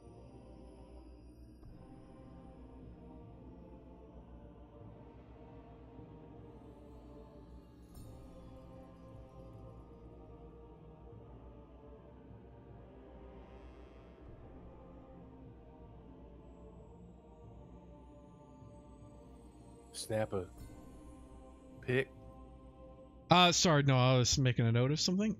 You don't snap a pick. In fact, you hear the telltale click that Jareth was looking for as you pick the lock, and it appears to be unlocked this time. Garton goes into this dissertation about what type of lock that, helping Jareth to understand how to unlock it. That's interesting. I'll keep that in mind.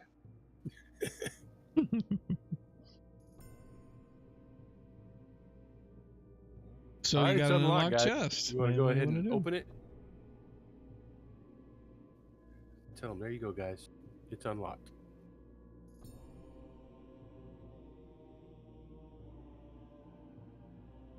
So who all's there? Barney, he can unlock. He can open it. Sure. What do you want me to not open? It's this chest right here. The Oh, yeah, I'll brass open it up. chest. I unlocked it. It's, I'm not going to presume to open the chest you guys wanted open. All right, so Barney opens it up, and the first thing you notice immediately is there's a suit of chainmail, and on top of it is a footman's mace.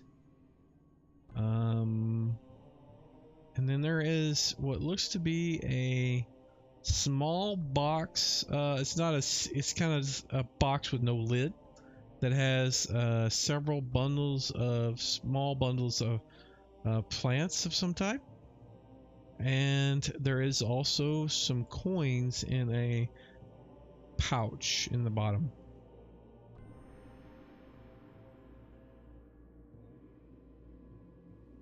Very nice. I'm assuming this is probably reagents of some kind, so I'll tell Baez to come take a peek at those. He might recognize some, or they could just be alchemical. I'm not sure. So what does Baez do? I'll go have a look. See if there's anything useful. Let's see. So the box of what look like components to Barney is actually just some herbs. Rare as they may be, they're probably just valuable. They don't appear to be anything useful as far as components, but in certain rituals or certain meals they may be valuable. Okay. All right. So they might be valuable as spices, but they really have no arcane purpose.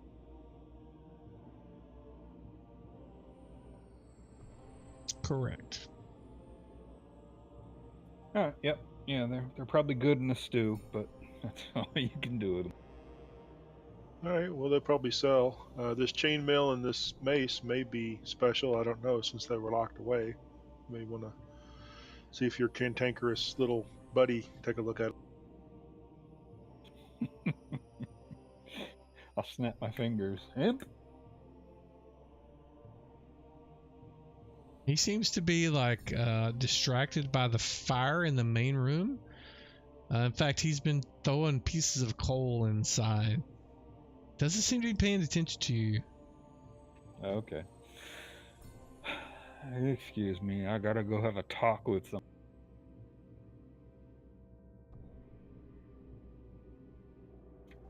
I'll go have a chat with the little bastard, see what he's upset.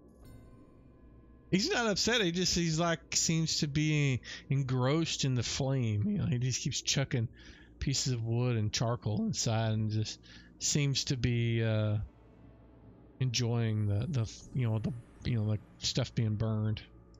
Mm-hmm. Guess he misses home. Maybe.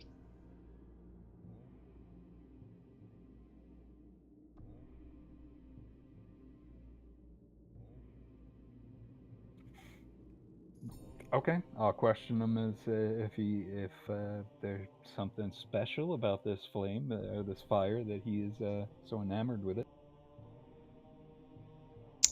His response is he's mostly distracted. He's not really paying attention to what you said. I mean, he hears you and he kind of tilts his head in your direction, but he's watching the fire, and he's just like, no, I like fire. And he just keeps throwing pieces of wood and throwing it. He'll pick up a piece of the kindling, the cottony stuff, and just kind of throw it in there. And whenever it just burns before it hits the thing, he just like seems to be happy. He laughs, hee hee sort of thing. It's just strange. And with that, I would like to take another 10-minute break. This wine is really running through me. Sorry, guys. We'll be back at like 10:13 or 10 minutes from whatever your local time is. Okay, sounds good. All right.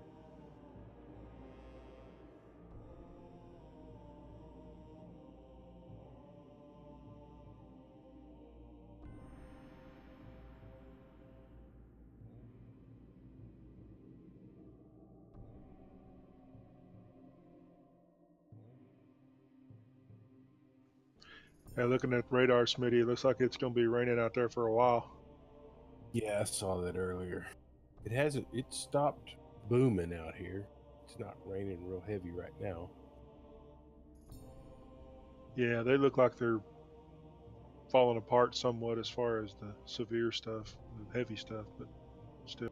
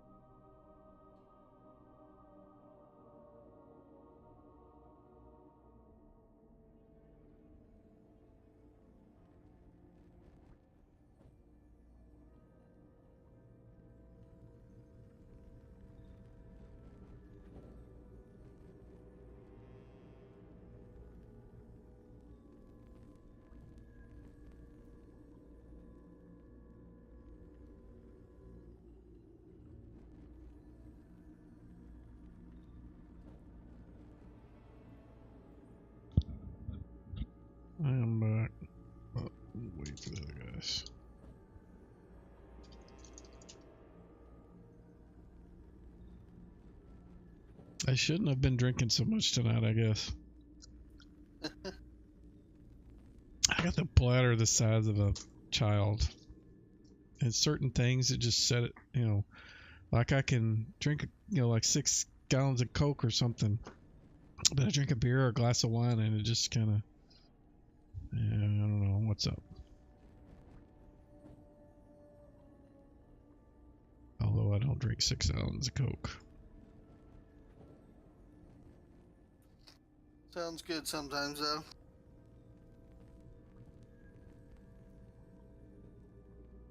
Yeah, I've been really happy with the wine I've been getting from that tasting room place. Yeah, the 2 I've gotten so far has been good. Yeah, I was surprised. I'm still kind of looking for the one that I really, really like. I haven't found one that just hits me as like, this is my favorite yet. But most of mine are the profile shows that I like Italian, Spanish, and French wines, the red ones. That's mine, same way. Yeah.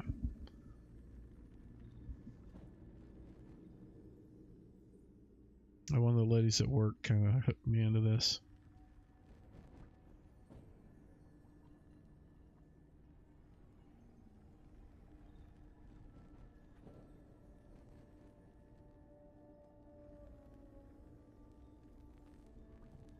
I've been thinking about ordering the Lord of the Rings set just to have them. The Lord of the Rings set. They have a Lord of the Rings set wine? Yeah, you can either order the 4-bottle set as a gift set for $75, or you can buy each bottle for $15. The math is not there. Lord, is Maybe it it's got like, special packaging. what kind of? Is it red or white or what? I think they were whites, I believe. There may have been one, 2 of each. But there's 4 bottles. There's an Aragorn, a Frodo, a Gandalf, a Galadriel. I'd have Galadriel to wine has to be white. Probably. I thought I'd order them just because they were cool.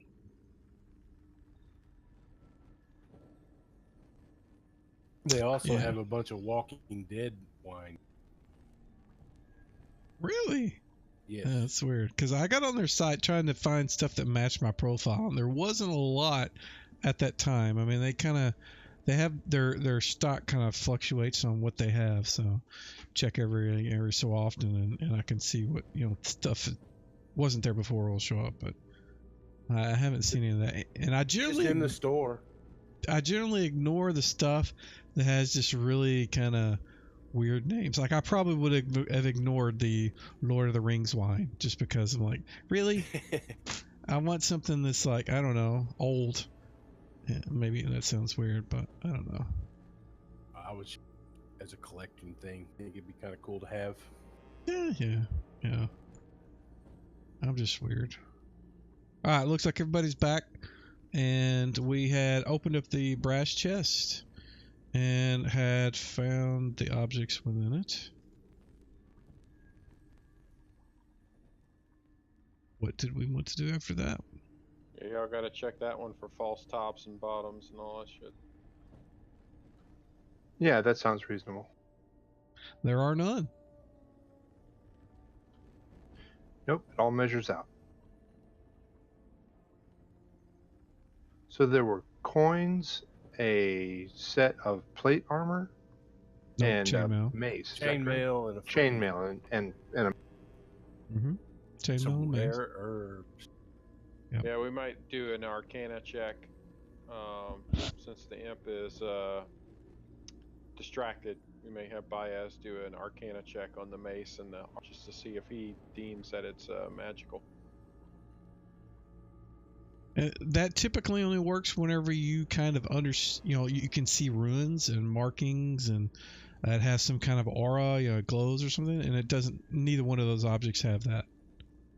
To the non-discerning eye, looking at it from your perspective, it looks like a normal suit of chainmail and a mace.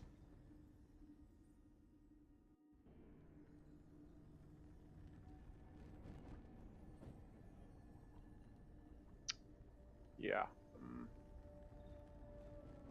We really need some way to do detect magic or light.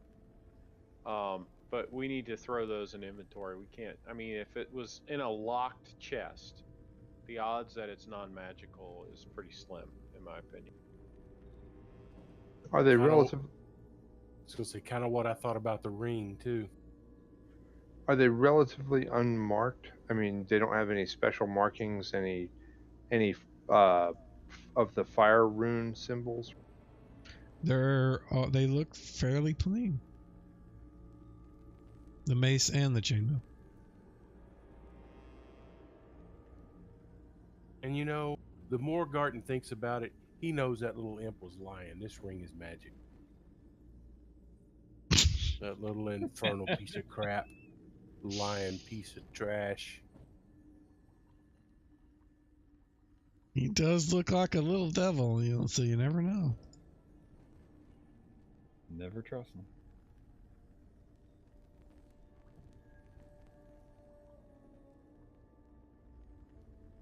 So the chainmail and the mace are, and along with herbs, are in the party sheet. If somebody wants to carry them, you certainly can.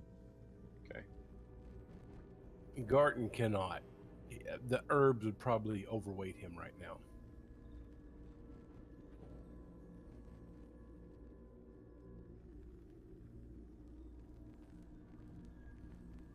You could smoke it. Hey. You are a halfling. Don't you guys smoke all the time? All the time.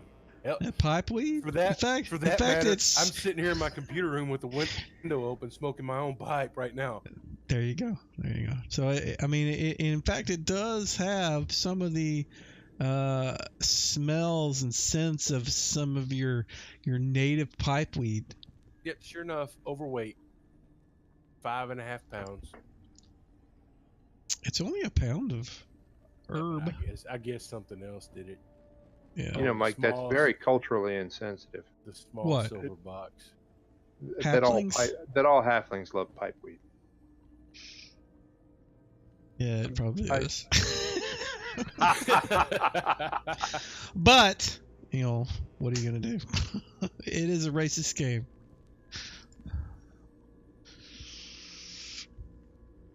All right, so... he took the herbs anyway. Okay. Anybody else want to do anything? You guys have pretty much explored all the rooms nearby, other than the ones to the south that Jareth kind of poked his head into and looked. Now, everybody remembers from the description that that one looks like it was recently occupied. It's got torches on the walls that were burned. Mm-hmm. So we need to be careful about that room. Do we see the same kind of amber colored light that we saw when we entered here that was on the right side when we first came in? The ambered colored light, I'm not exactly sure what that is coming from, but I mean the room that you're in right now, there's definitely, you have the fireplace, it's still burning. In fact, it's kind of burning fairly brightly now because the imp keeps chucking stuff in it. So when we looked through the gate that was closed at the beginning of this, you said that to the right was an amber light and to the left was green. I'm keeping an eye out for that same amber lighting to get a sense of when we're back towards that. Okay, so yeah, that was one section of the map that I didn't kind of open up. Now I'll point at it. That is the area that you could see. This is the spot that the gate was that you guys couldn't get through. That was the amber light, and that was kind of the green bluish light. Right.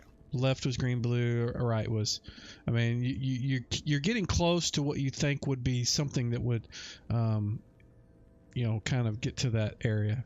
But I'm looking for that light source. Just okay. Since it was such a distinction between green on the left and amber on the... Okay. Wilson, I'm trying to figure out why my guy is heavy. It seems like I'm carrying a lot more than I really am. I'm adding up the numbers for the weight, and it's saying I have a lot more. Oh, now it says I'm light. What? So it shows you have 135. Your current is 160. 135 is your weight allowance. Anything above that will reduce your move. You're at light encumbrance right now. Your current weight is 168. Right, but I'm trying to figure out how it came up with that number. Math. Right. I'm doing the math. It's not even coming close to what it has. That's what I mean. So there's something I don't you have understand. 7 water skins. That's 7 pounds. You have 4 torches. That's 4 pounds. You have 14 rations. They're 4 pounds apiece. It looks like. Hold up. I guess You have 10 iron spikes. I'm That's not 10 seeing pounds. all what you. You can see it. You just got to look at the number on the left, multiply it by the weight on the right, and then that's how you get to the math at the bottom. Gotcha. So a ration is 4 pounds, and I Yes, have it 14. is. Dry 4-pound rations are not heavy. Yes, dry rations are not heavy. You are Alright. carrying, I think, regular rations. Standard, yeah. Standard rations are basically regular food that they've just packed, with salt or something. I guess I don't know. But they're 4 pounds, yeah. Oh my god, how did I get all this crap? I don't want all this. You picked up stuff from, if I remember correctly, you picked up a whole bunch of food from the moat house. And that's where that food came from. And Bias is having to bug out. I see it in the chat. I'm just having trouble because I'm trying to get this chainmail and footman's mace, and it's weighing me down big time. And it's because I'm carrying all this other. Well, it's you can certainly start chucking stuff if you want to, but it's up to you. Yeah, I think I will. Go down. Still holding on to the plate or no? No, I don't have that in my inventory. No, the plate, the mace, and the chainmail are all in the party.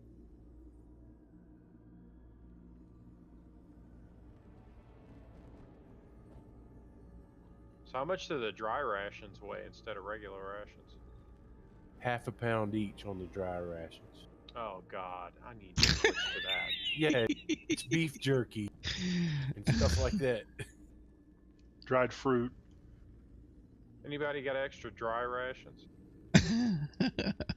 I've got 9 days worth, and I would gladly share them with him.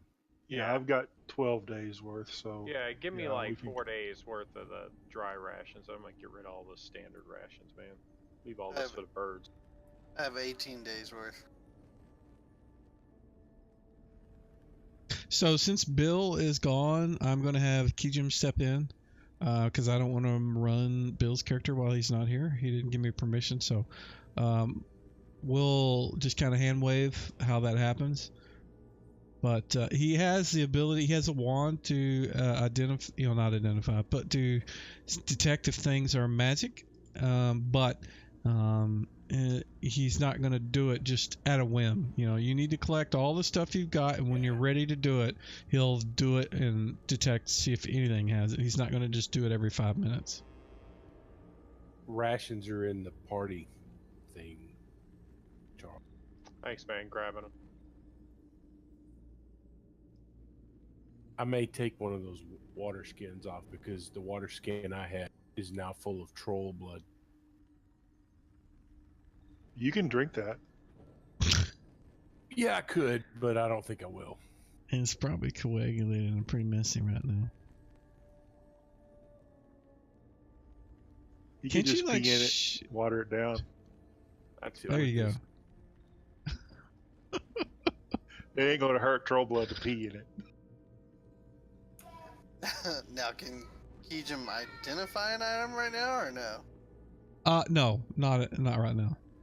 And just to be clear on that, Luke, identify is not something that somebody can do. Even if they have the spell up, it's not like they just cast a spell and they know what it is. It takes many hours for them to figure the ins and outs of the item. It's something you do in town. It's a ritual spell, right? No. I mean, you can. It's a spell that when the caster casts it, he is effectively out of any kind of combat, or he's effectively out of the game for 8 hours. I mean, he can, because it reduces his constitution. Yeah, it reduces his constitution by 8. Gotcha. And yeah, Kijum has the spell. He just doesn't have it memorized right now. He certainly can at some point, but right now he doesn't have it. Thinking about water, Garton's going to go back up to the water fountain and get a big long drink because he hadn't had any water in a day. Oh, that's not good. No, because he's had this troll blood. You guys can go back to town if you really want to. It's only about 30 miles away. Plus, it's about a level and a half up. Was there anything else in the room with the chest and the padlock? Was there anything else of note that we needed to check out? I think you guys the looked at. Northwest room. Sorry. Yeah. Robbie was the one who examined it. There were 2 boxes in there, right? There was a chest and a copper box. Yeah, and I think Robbie checked the other box. That's what he got the robot. Yeah. I checked That was the wardrobe. He checked the wardrobe. I didn't check the little box. The little box needs to be checked. Copper box.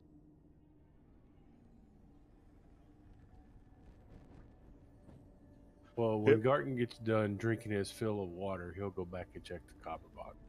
Yeah. Or Jareth can go in there. Jareth is already in Yeah, Do Jareth, we do you hear wanna the look at the water copper box? sloshing inside of the halfling as he comes back? So, At least it didn't grab him and drowned him. Go ahead, sorry. am I already in the room with the copper box? Yeah, you're in the same room. You and Barney are both in the same room. Okay, first things first. Check to make sure there's no traps on. Give me a rolling tower, please.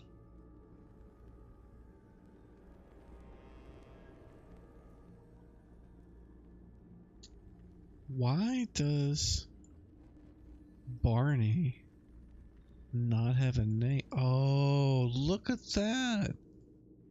That's why. Barney is not. Where? What?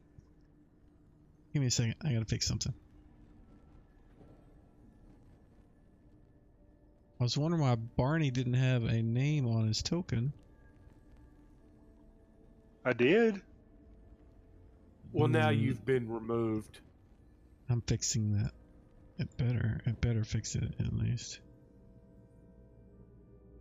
Come on, what do I need to do? There we go. There we go.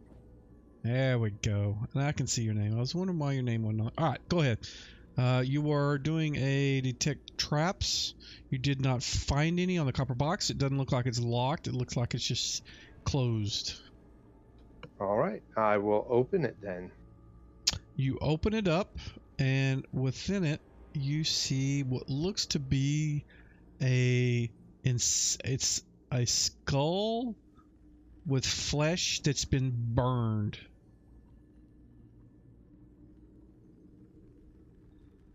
This looks like some kind of, That's got to be magic. I don't know. Sacrifice. It smells fetish, pretty nasty. Magic item. It smells pretty real. It stinks. I mean, you open it up, it smells like burned flesh, and you can even get the scent of burned hair. I mean, it's not fresh, but it definitely doesn't smell good.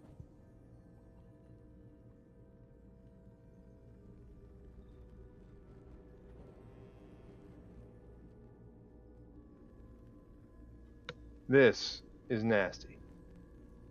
Show it to the magic user.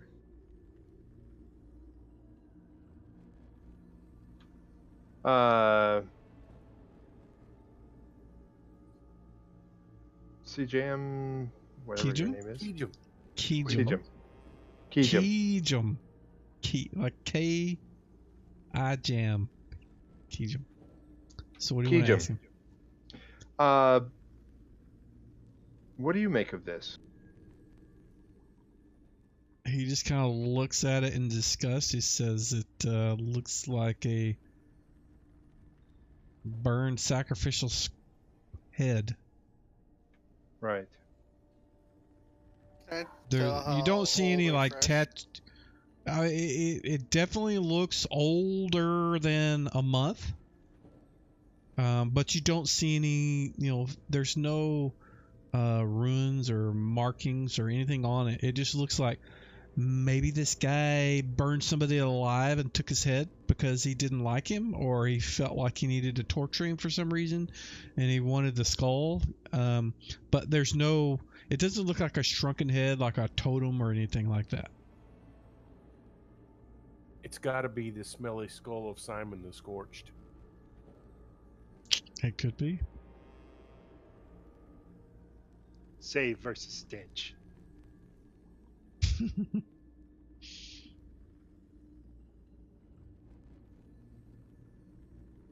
Says it could be one of my old friends, Jordan. We torched that fucker. All right, it's nasty. Anybody want it? I think we should leave it here. So here's the thing. I think we should take anything that we even remotely suspect may be magical, and let's just pile it up in the middle room. So we got that suit of plate mail there. We've got the ring that Brian has. I've got the chainmail and the footman's mace, and we've got the robes, the various robes that we've got. We're just piling it all up. I think we need to go explore the south room with the throne in more detail. Make sure there's nothing there we need to throw in the pile. And once we are done with that, then we can come back here and cast a detect magic and make sure we're not missing anything. Does that sound cool? Agreed. That sounds cool. All right, so let's move down to the south room where the curtains are. And Wilson, I'm gonna go. You said those curtains look like they're blocking an entrance, so I'm just gonna kind of peek around the edge there. And just Not necessarily blocking, just kind of covering, to keep the draft out, maybe. I mean, it's pretty obvious that there is a passage or an alcove in that section. Yeah, so I'm gonna peek on the other side of the curtain. Yeah, I will. I'm gonna reveal a little bit more. Second. You going to bed? I love you. Good night. You want the dog? Yes? I love you too, man. I love you too, Charles. He's been out recently, so he should be okay. Alright, so there we go. And you can see just beyond is this. You can see a passage heads off to the northwest, which maybe actually this far would be good enough. Garten. Let me do you on the south, just behind the large red lacquered chair. The tapestry that hangs behind it seems to be fluttering a little bit, and it looks like it's similar to the northwest. It may be a passage to some other area or an alcove directly behind that chair. Behind the tapestry. Okay. Yeah, I'm going to reveal a piece of the map. Give me a second here. This may take a few moments.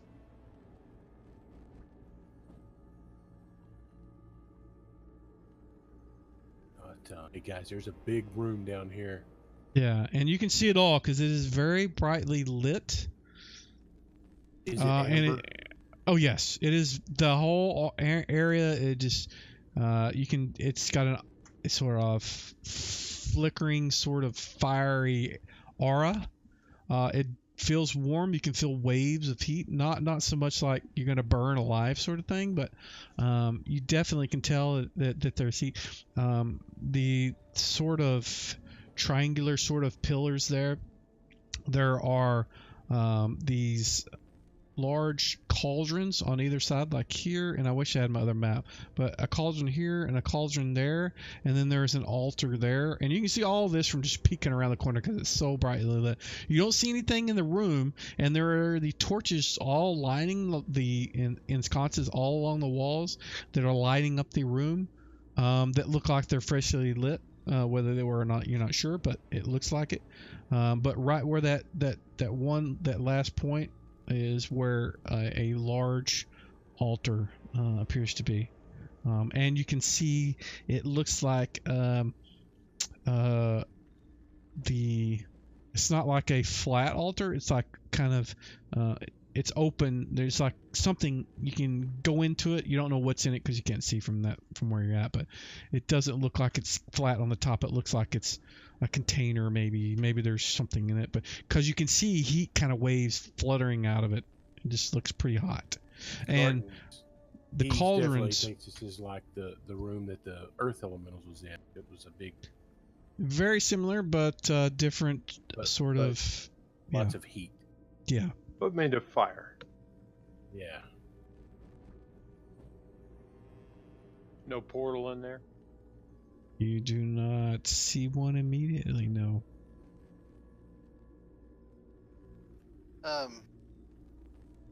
Miramar is gonna grab, I was just thinking of this earlier, grab the robe that Bias took earlier. Mm-hmm.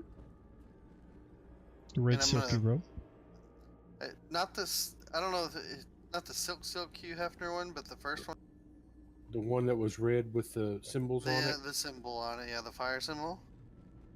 That was the red silky one. That was the red silky. The one that he found in the room was kind of reddish. It wasn't a fancy sort of robe. The silk one is the only one that had the actual symbols on it. Who's got the silk robe? I grabbed that one. It's got the gold skull on the back, right? Mm-hmm. Front. And the fire symbol on the back. Okay. I've got that in my backpack. Can you throw that on for a second and just see if the heat or anything, the feeling that you're from this heat, if that changes?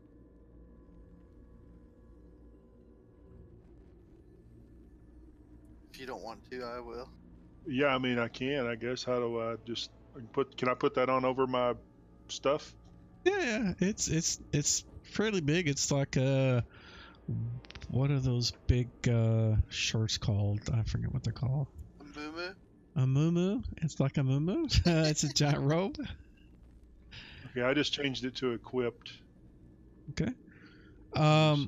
When you put it on, you feel a slight deafness in your perceptions.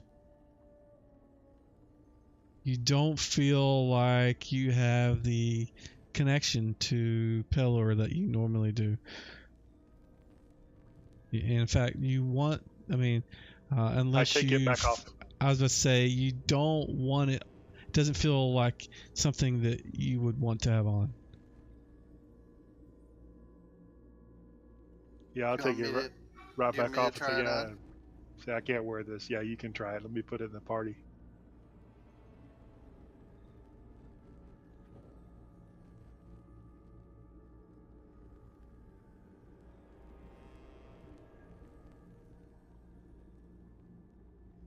I'll do the same thing.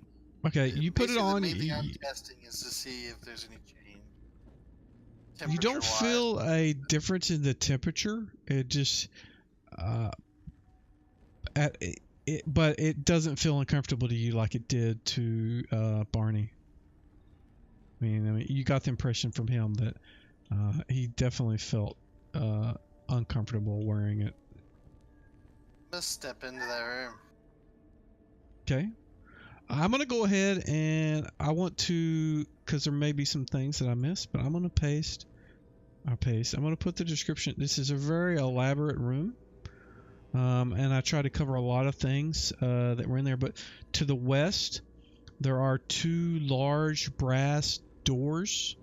You get, based on your previous exploration, you're pretty certain that it goes there. So I'm going to go ahead and reveal that section. On the back side of those doors, there are elaborate sort of artwork of fire and burning, villages and castles and people. Let's see.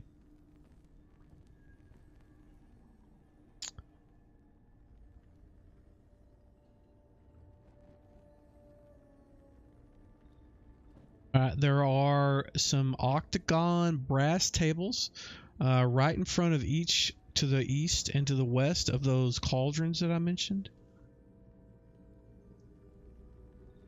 Yeah. And this, as you move in, the altar that's at the south looks like it's giving off a lot of heat. As you move in, Miramar, you can see that a little more clearly than he could from initially looking in. And let me share the map that my actual map that I made. I won't be able to use the pins, but I can show you what it looks like a little better. Maybe make the room a little more explained a little better.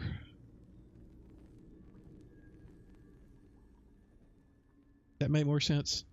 And the floor is just carpeted in a red, sort of bright red stuff. But you can use that along with the other map if you need to.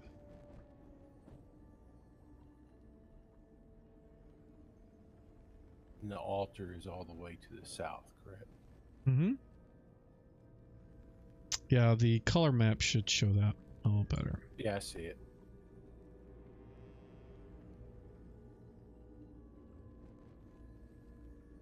Are the red things tapestries? The red things, tapestries. Yes, on the walls, yeah. Okay. And there is a set of double doors here too. But these, the ones to the west, are the brass ones.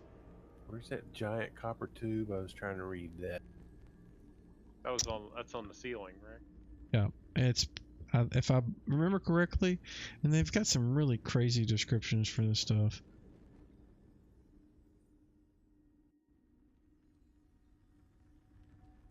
Double doors, brass.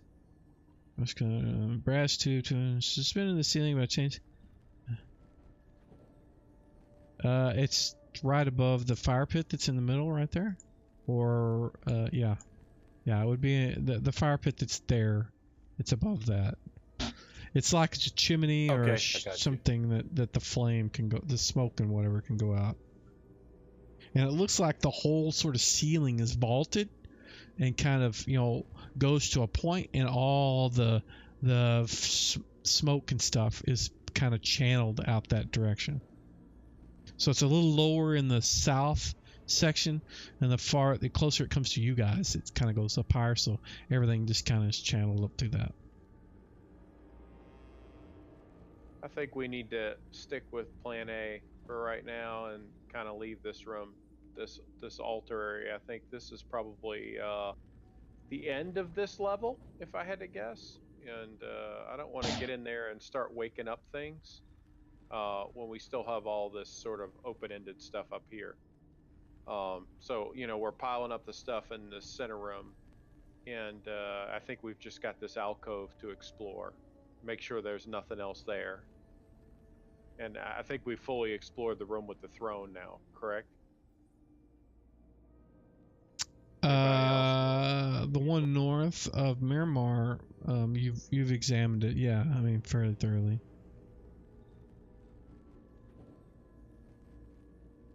Okay, so let's go check out the. Can you paste the description of that room in chat as well? Actually, the one that you're in. Sure. Let me see where I'm at. Let me zoom in and see where I'm at. Yes, the room I was in. Thank you. Here, let me separate that so you can see a little better. There you go. Yeah. While he is reading that, does anybody else want to do anything? I'm still Jareth? reading.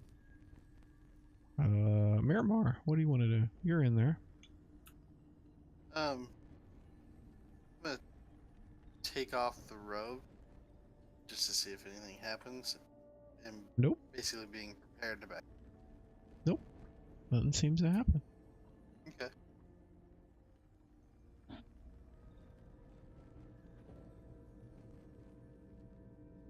So, the skull on the throne, is it actual gold?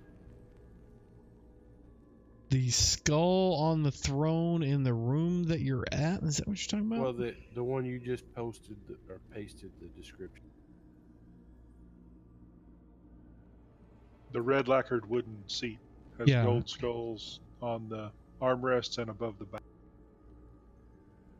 It's like where your armrest would be, you'd have the two little pieces that go up, so it's like two skulls that would be on your shoulder, I guess, if you looked at it.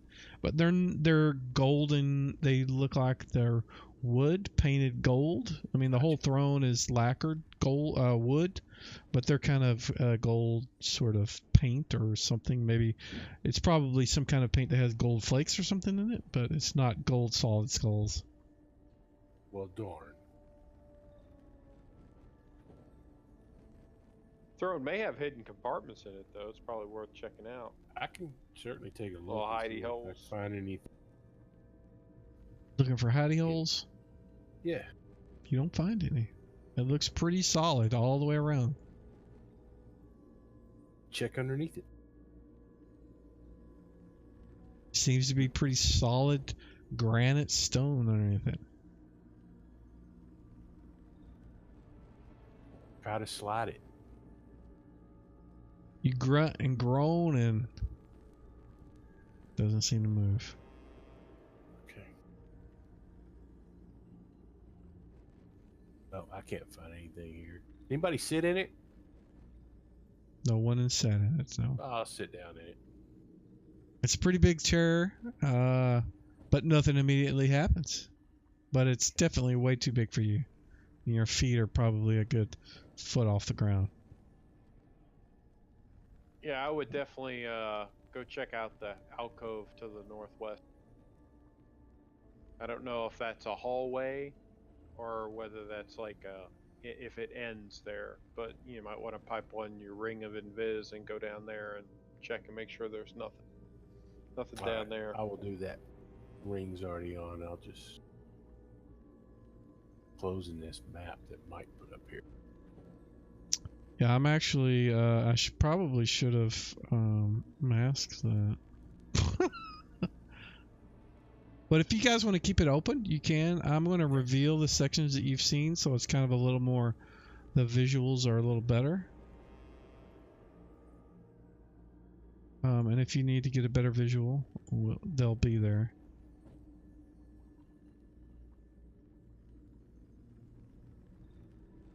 Second.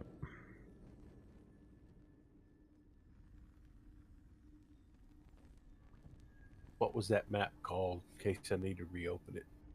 I don't know. You guys should only have like a couple images there because I unshare stuff pretty quickly if I don't feel like it's necessary. Got a ton of images. Level 2/PC. There you go. You should be able to look at the top. There's a group field, and you can set it to level 2. Yeah, if you set it to level 2, it'll only show the stuff from there. So there should only be 2 there: the black and white one, and then the one that I shared. And I've set it to where it only shows the immediate vicinity. I don't have a level 2. Strange. I've got all new Thief's Handbook, Player's Handbook, and then Fighter's Handbook images. It's all right. New put it in there, so that's good enough. Okay. Yeah, there we go. Alright, so if you guys want to look at the color one, I'm going to be doing the black and white one because that's where all my active pins are. So move your tokens around in there, and that will save me a lot of trouble. And since you have moved up, I will try to give you a little extra light here.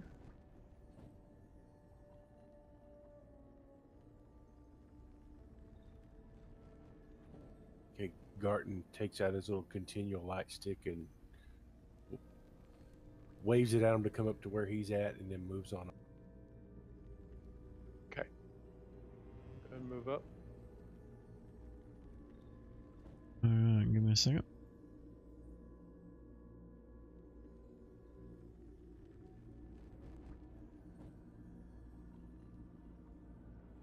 And that is what you can see from right there.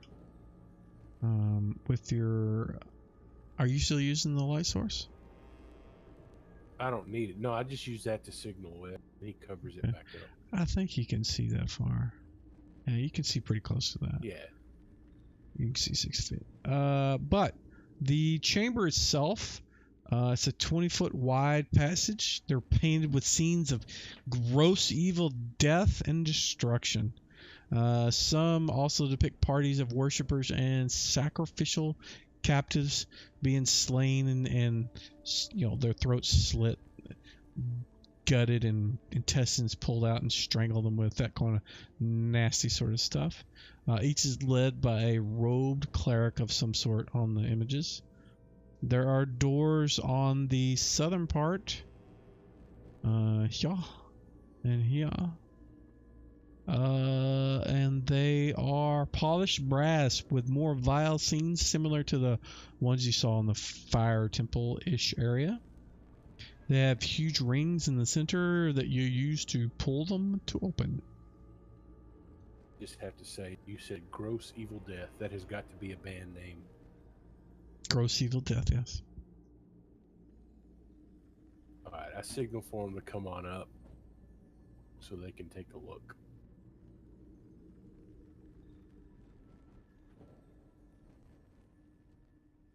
All right.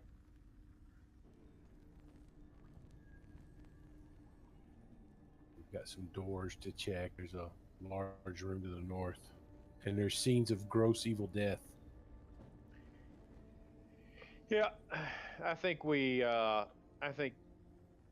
any further and we're exploring new area kind of thing. So I think we need to go back to our room and do our detect magic, pocket what we need to pocket, and then pick a direction and go start exploring. Whether we want to go up through the secret door and go explore that area, or come into this area and start exploring.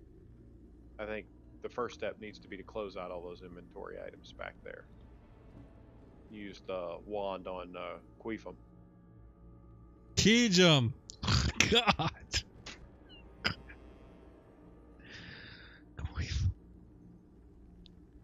Did the imp disappear when Baez disappeared? Yes. You went with him? Okay. And that's only just insofar as that I can't run his character. I don't want to run his character. Is there a certain reason why you're asking? I just wanted to see how he was reacting to all the stuff that we see around here. Oh, yeah, that would be up to Bias, sorry. That's fine. So, you guys are at a crossroads of many passages. What do you want to do? Well, I said what I wanted to do. Yep. Yeah. We can shed any dead weight and then press. So what room did we need to do that? We left some stuff back In behind, the right? fireplace room. Yep, that's where we're going. Yeah, we should go back there and take care of that if Kejum's willing to use the wand. All right. If that's what you would like to do, he will do it. I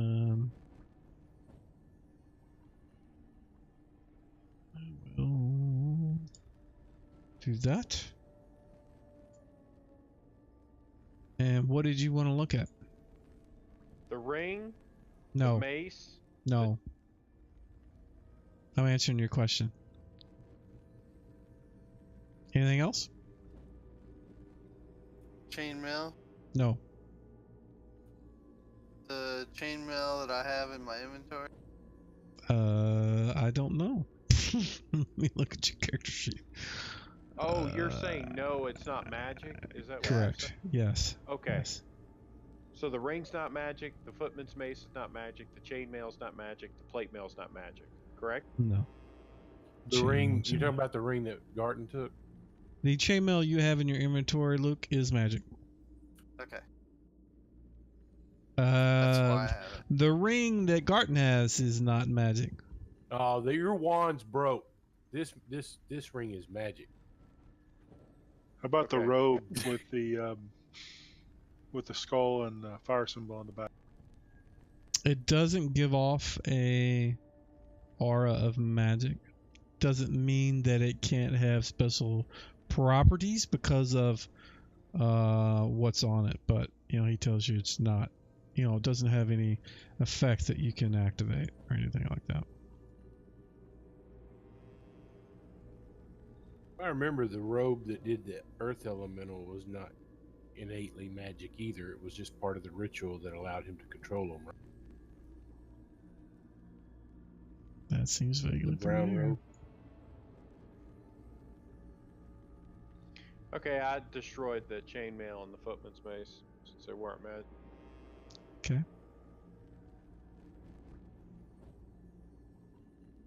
Anything else? Last chance. Silver box. Not magic. Okay. TikTok. That's only a rare Okay. herbs. Nope. What about the grizzly skull? The burnt head, yeah. The grizzly green- skull is not magic. Although it Might as well have probably checked would. the green thing too. The green thing. The green potion. Yes, the- the one that you the knew imp that. was not magic. Yeah, the imp said it wasn't. It's not.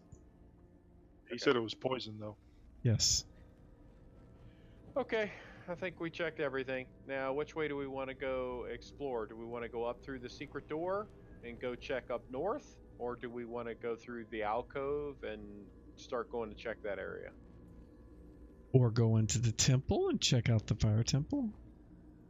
With Or that, again, I need to take a 10-minute break. Good. I need to The coffee running through you finally. Yep. We'll come back at 10 after 11. I'll see you guys in about 10 minutes.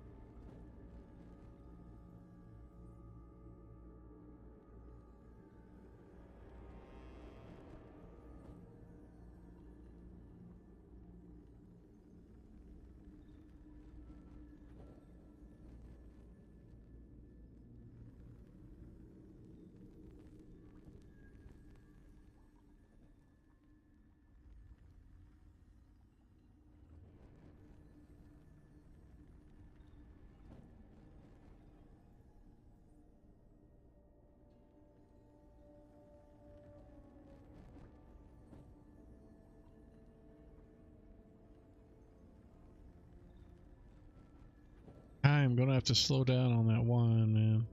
That shit just. Oof. I think it's got a little more booze in it than my Guinness does. I think. I think the 2 bottles I had, one was 12.5% alcohol by volume, the other was 12.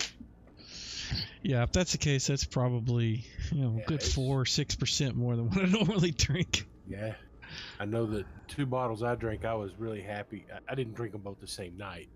I drank Bladder's one. a little more relaxed. Yeah, a little happy. Yeah.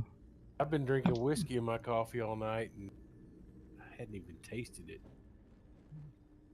Must need more whiskey. I've only had like 2 small glasses of it, but it's just, I don't know. It's just something about it has just really run through my kidneys and really, made me a little.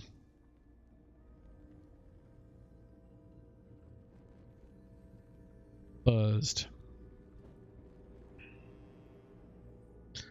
But I've been drinking Spot and Optimator beers, and they're quite a bit more alcohol than normal beer. I'll drink 2 of those and be kind of loopy. Yeah, we went to some stuff in Dallas, and one of the stouts that I drank was like 9 or 10, but it still was not as much as this wine was. Yeah, because I think those Optimators are 9.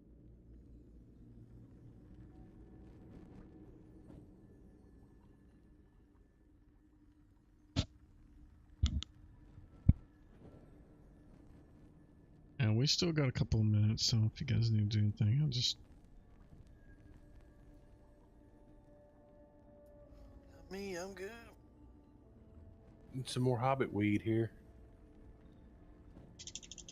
Do we need to move to Colorado or Washington or Illinois? Kentucky Hobbit weed. There you go. I think Illinois legalized it recently too.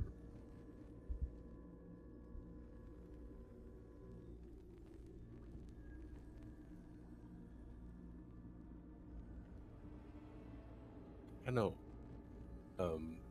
The owner's daughter, Pam, her son lives in Boston, and it's legal up there to own like 2 plants for your own personal use, so you can grow it in your home. Really? Yeah. That's cool. I'm not a big pot person. I don't know the first thing about it, but me neither. The ability to have personal freedom to be able to do that for something that's no more, at least my understanding is it's no more different than booze. So if you can grow your own or make your own, I mean, it's no different than making your own booze. Why can't you grow your own plants? And I'm fully the states' rights thing here too. If each state wants to do, then by golly, let them do it. I'm a little irritated with Texas right now about that kind of states' rights nonsense, but I understand. Well, I mean, the whole point of that is if the people of the state want that, they can vote that in. Yeah, you say that. I mean, it really depends on how the voting is set up in the state. I really can't vote. I mean, my vote has pretty much been not mattered for 90% of the votes that I've made because of where I live. And yet, there's something to be said to where, the rural areas have as much voice as the massive populations of the cities, where the massive population of cities, if they had their vote, it would probably be already would be legal. But they have it. I mean, our Constitution is set up as like the federal Constitution in Texas. Each county has a vote in the Texas Senate. They all have an equal voice in the Texas Senate, whereas in the Texas representative, it's based on population. So, I'm not sure that changes anything I said about the cities being more populous, and having less voice. It seems like. They don't have less voice. They'll have more representatives in the House of Representatives, but each county is going to have the same amount of voice in the Senate. 2 houses, just like in the So it's kind of like the federal. federal Gotcha, yeah. Yes. So basically, and that is the simple check and balance, because otherwise the cities would be able to steamroll anything that the rural part didn't like. And I get that. I get that. I just, like I said, it just seems like, and maybe it's just because I live in Texas. That's just the way it's going to be. But it's very frustrating at times. There we go. Robbie's here. We can start.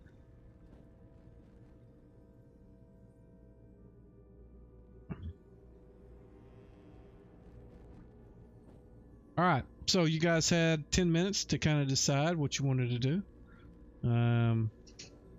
You've identified what you think is magic items and what's not. Yeah, I think we got 3 choices. We either vote to go explore the temple area down south, the main altar room. Either we go north through the secret door area, go and start working our way straight up north, or we go out through this alcove to the west and start exploring. I vote for straight north. Whatever you guys want to do, you can vote.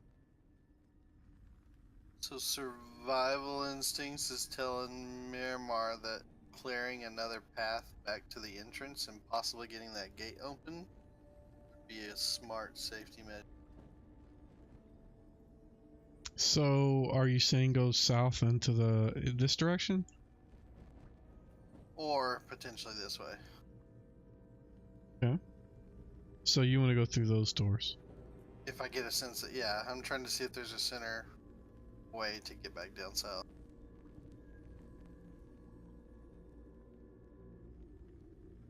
If we're trying to avoid the fire. Otherwise, yes, we can surely just go.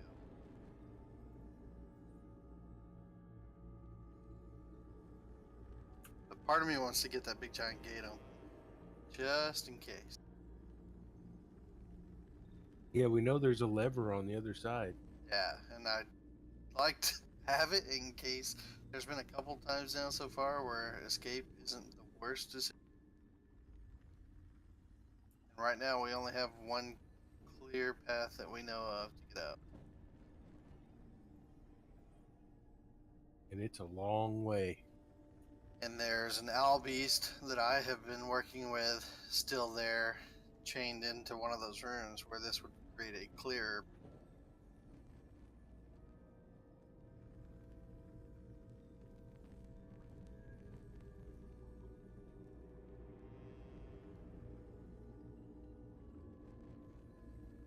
I kind of like that plan.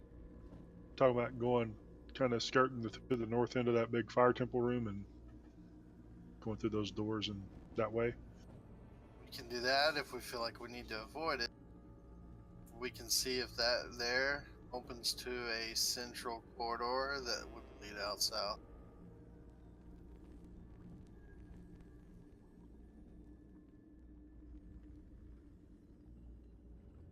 Where was the stairway we came up here or down here? Right there where my purple thing is down there. Okay, gotcha. Oh, where the arrow is. Yeah, we went through that triangle room because that's where the owl beast is, and then we skirted our way all the way around to avoid the dragon or whatever it is in that round room, right? Got it. All right, yeah, I remember now.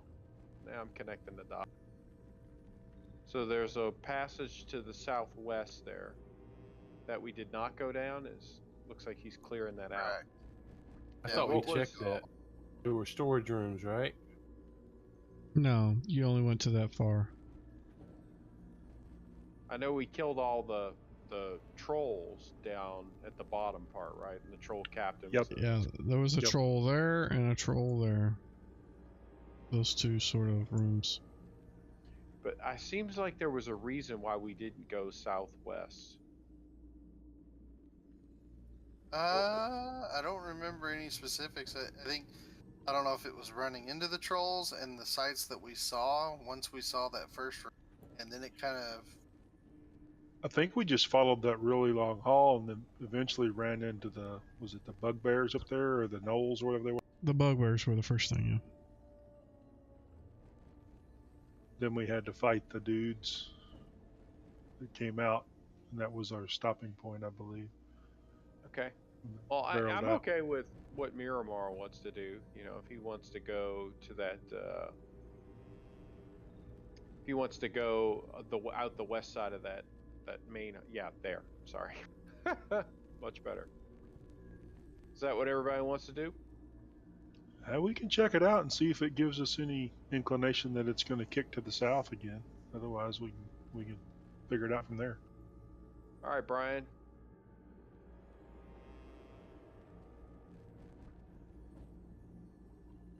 Or James, why don't you check these doors down to the south? Tell us what we're doing. Sorry, which doors are we looking at here? The ones directly south of me. I mean, we can check both Gotcha. sets Okay. to the right and left, but the ones we were looking at going through are the ones that are south on the west side of this hallway. There you The go. ones I'm standing in front of? Yeah. You got it. Okay, let's examine that for traps first. You certainly can. While you're doing that, they are large bronze double doors. They're elaborately carved. Hey guys, can you hear me? Who's Yeah. that? Yeah, we lost power here for a minute. I'm Oh. on my phone. Oh, okay. Yeah, we can hear you. So Okay. I almost didn't recognize your voice on your phone. It sounded weird. I'm kind of weird anyway. I just You, came back home, so. what are you checking? Finding traps? You do not find any traps. Okay, I will then listen at the door. Okay, give me a check on the tower, please.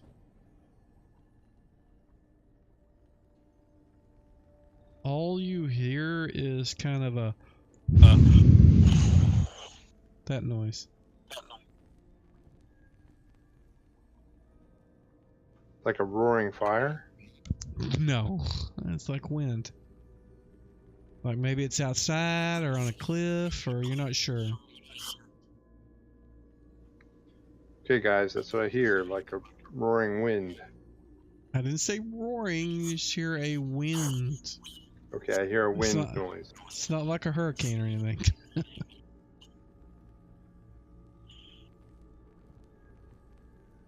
Like Okay. a girl blew in your ear while you were laying down. Is the door locked? I have not checked that. It's got a massive ring on the front of it on both doors, so that you can grab a hold of it and pull. You imagine, and again, whether it's barred on this side, you're not sure.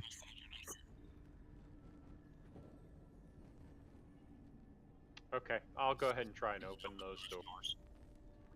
Alrighty, give me a moment.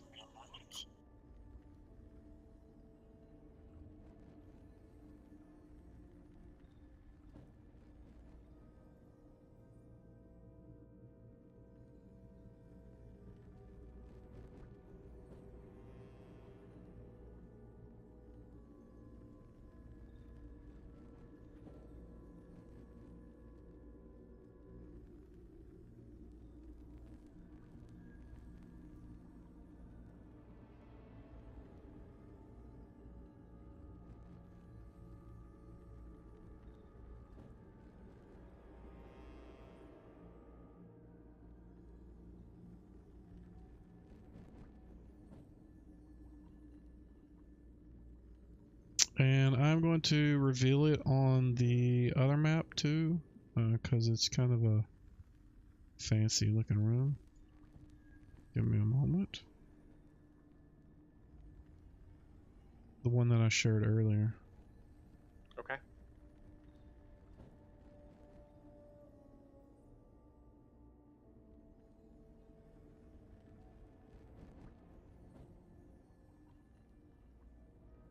The brown screen connecting.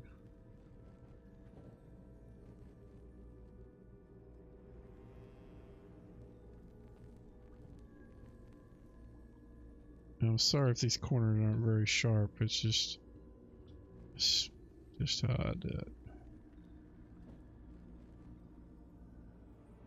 And I would recommend looking at the color image because it's a little better looking. Illuminated in this large octagonal room seems to come from everywhere. The ceiling is sort of giving off a light. It's sort of a foggy white light. Dead center where that big circle is, it's this brass sort of looks like a pipe. I mean, in modern times, you would think it would be a pipe, but it comes down about 5 feet from the ceiling. The ceiling's probably about 30 feet up, but it comes down, and then it's just like an open hole. It's like, again, it's like a chimney.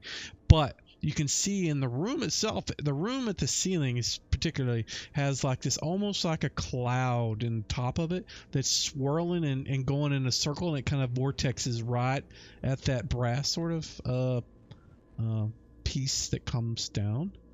Let's see. It's a milky radiance. Let's see. The ceiling is actually 40 feet tall. The tube just sticks down about 10 feet. And the center area is it's the bronze thing I was talking about.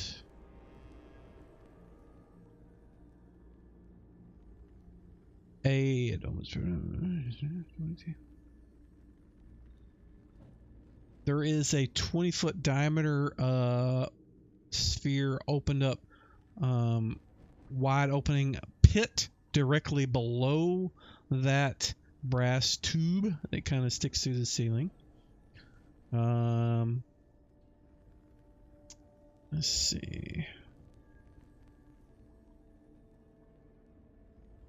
Immediately to the south is a block of white stone. It's about 4 feet high, 8 feet long. There are some objects on top of it. On either side of that alabaster slab are 2 crystal braziers. Each emits some kind of smoke, kind of like the smoke you see of the Catholic priests that wave the little things around. Let's see, the doors to the north are bronze. They kind of look like these doors right here look the same as the doors to the entrance of the temple. They look like they're protected by some sort of seal or something. So, that is what you see. What do you guys want to do?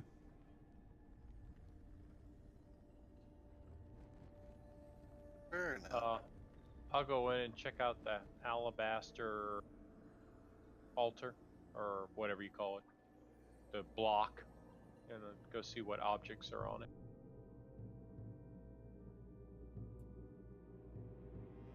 The surface he's about to step onto, what's it look like? The ground, it's from each one of those doors. I mean, you can see it better in the color image, but they got stairs that kind of go down to a white sort of alabaster stone. Okay. Yeah, and then there's a white sort of altar looking thing there. Again, you can see it more clearer on the color image, but in the center, it's kind of a little more milky white. It's almost like there's a fog throughout the room. It's a lot thicker at the ceiling than it is at the floor.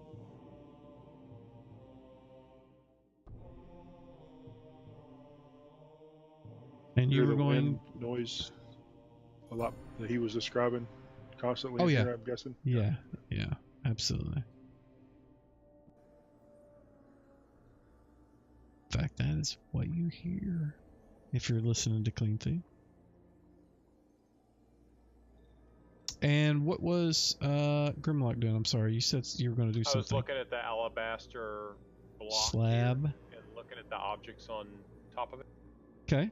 It is a altar of stone, and there is a crystal sort of service pieces. It's a crystal, looks like a crystal bowl, and on either side of it are 2 crystal knives. This looks like air temple stuff here. So when he steps out there, I don't notice any kind of reaction or change. Not immediately, no. Miramar's going to try to run for the south steps and open that door.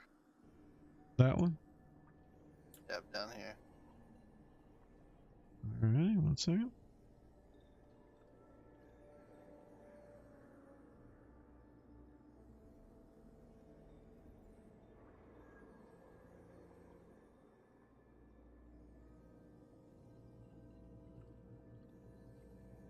You push them and they open up, and it looks like it opens up into the hallway that you could see from those doors that were there that you couldn't get through. From there you can see the hallway extends a little further west. I mean, you can't see much more without stepping in, but you can see it goes west.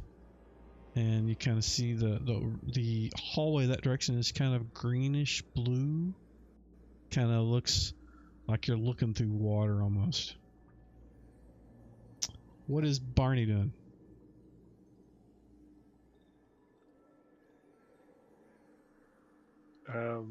Getting ready to run in the room and save everybody if needed. Okay. Garton and Jareth, what are you guys doing?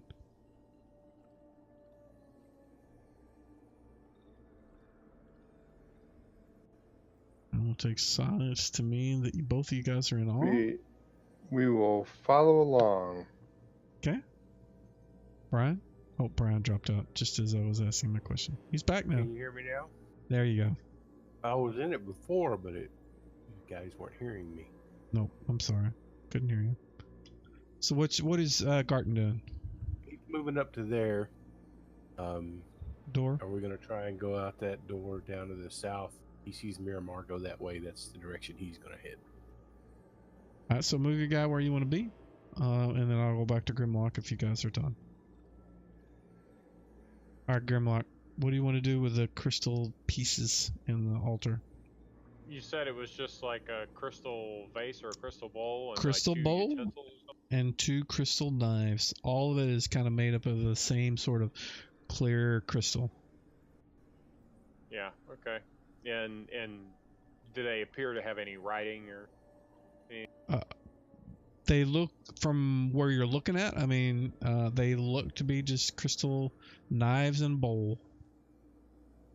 Okay. I'm going to examine them closely without touching, just to see if there's any markings on them at all. You can see they have some sort of glimmering writing on it. It doesn't mean anything to you. It's not a language that you understand. You cut out a little bit there. You said there was some sort of writing.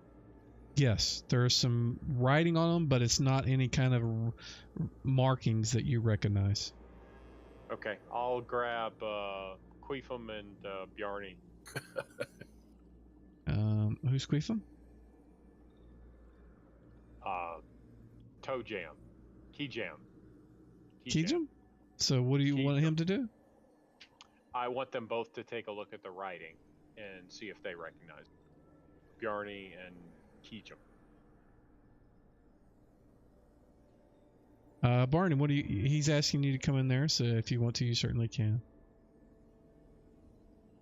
And Kijum is going to defer to what Barney does first. So I'll look at the writings and see if they're like arcane or like priestly, or probably kind of do, or just plain evil. Just plain evil. 1 second. The markings don't seem to be familiar to you. You don't recognize them? And Kijum doesn't recognize them either. Okay. I want to like walk up to this pit in the ground, and I want to look down in the pit, and I also want to look up into the cylinder on the. See if there's anything noteworthy. I'll start with the cylinder in the ceiling, because it looks, you know, like I said, that there's kind of a vortex of that almost cloud in the room. It's kind of going up it, but it gets so black the farther it goes up, you can't really see. But give me a... What is it called on your skill list? You get some abilities as a dwarf.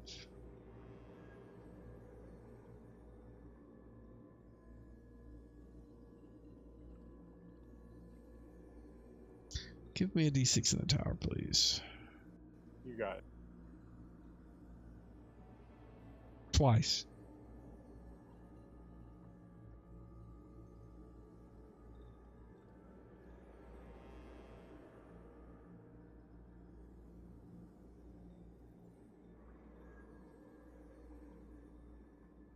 All right.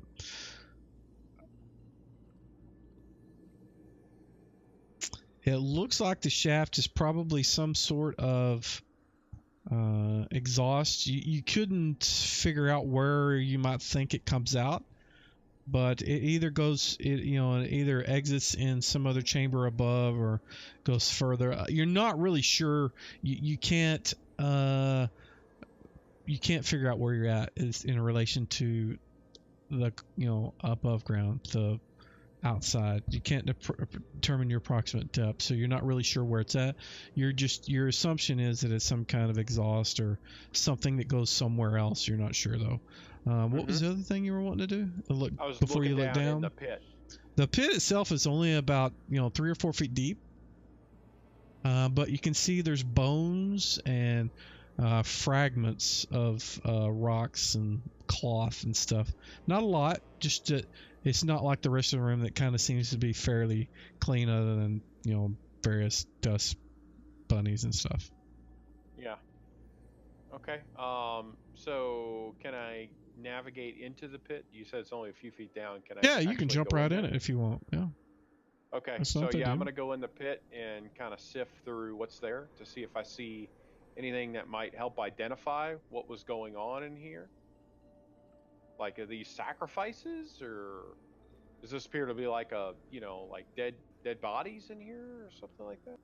You're not really sure what it is, other than there's just the bones, and the pit itself looks very, very weathered.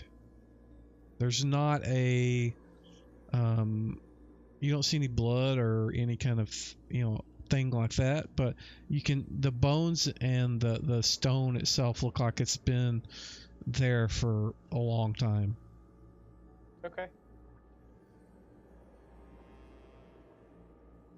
All right.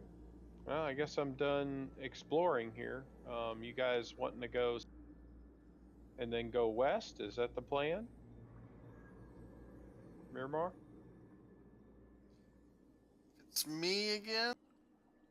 I'm heading to the gate and starting to crank. I want to get it open. Yeah. Okay. Let's go. I'll help You you. easily get it open, but you get to hear when you're walking across this section of the hall, it's almost like you've got and it's not literally a refrigerator on one side and an oven on the other, but one side is definitely way cooler than the other. Your right side is way cooler than your left side, and just looking down that east hallway, it looks like a tunnel that is just, you have these heat waves coming up. You think it would probably feel like an oven going through it, and then the other direction you look, and it looks like water, sort of like you're looking down into a pool, but it's vertical. Or yeah, is that it? Yeah. Horizontal. Yeah, whatever. Not, laying on the, like you normally would see it. It's, upright.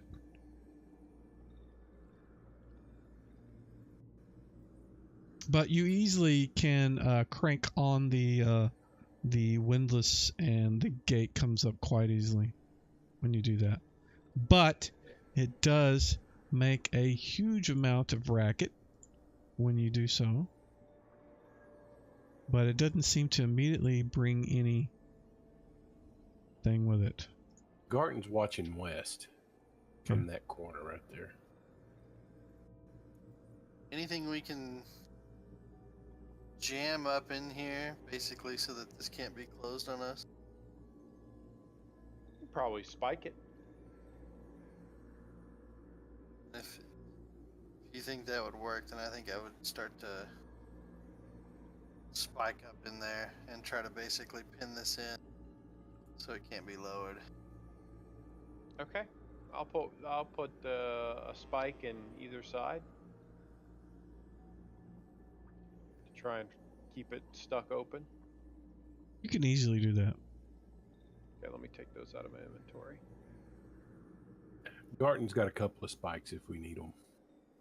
No, I still had 8 because I pulled my other ones up from those doors that we did when we rested, so I still got 8 left. Okay, so the gate's forced up. We definitely don't want to go south because that Hydra for sure hurt us, and I don't know whether he breathes fire or what, and I don't want to find out. So, so we're either going straight west into the water, or we're going back into the chimney room and going to the west, or we're going back up north, like I had initially suggested. What do y'all want to do? So let me say something before you make a decision. One of the things that Grimlock, the rest of you seem to be more affected. I mean, you could feel the heat and the discomfort, but Grimlock, you don't seem to feel the same sort of discomfort that they do to the heat going in that direction. I mean, when any of the other people, like where Miramar is, like if he stood here, it feels like he's like he just opened an oven. You know, in real life, you know, in modern times, it would be like opening an oven door, and you could feel the heat coming from that direction. But it just seems. I mean, you can see the heat sort of, you know, the waves and the air, but it doesn't seem to affect you. Did it feel that hot when we approached that room from the other side?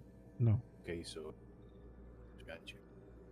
Yeah, OOC, I suspect it's the unidentified magic ring I have. Is Miramar gonna check on his buddy that he left down here? I was actually gonna go throw him a ration and check on him just to continue the relationship. You be careful going around that corner, okay? Because I'm sure that Hydra heard us open that door, and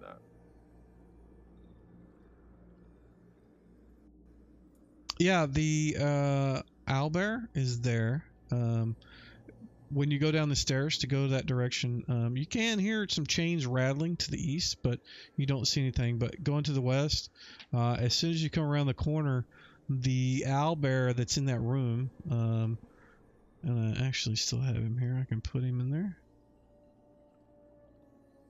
He's kind of over here. He's still chained to that massive sort of ring in the floor. He looks a little better than he did because you fed him a lot. But he appears to be a little more excited to see you than he was the first time. I'm basically just gonna at least give him a ration and empty a water skin and into his beak and stuff like that. Just kind of continue to take care. Okay.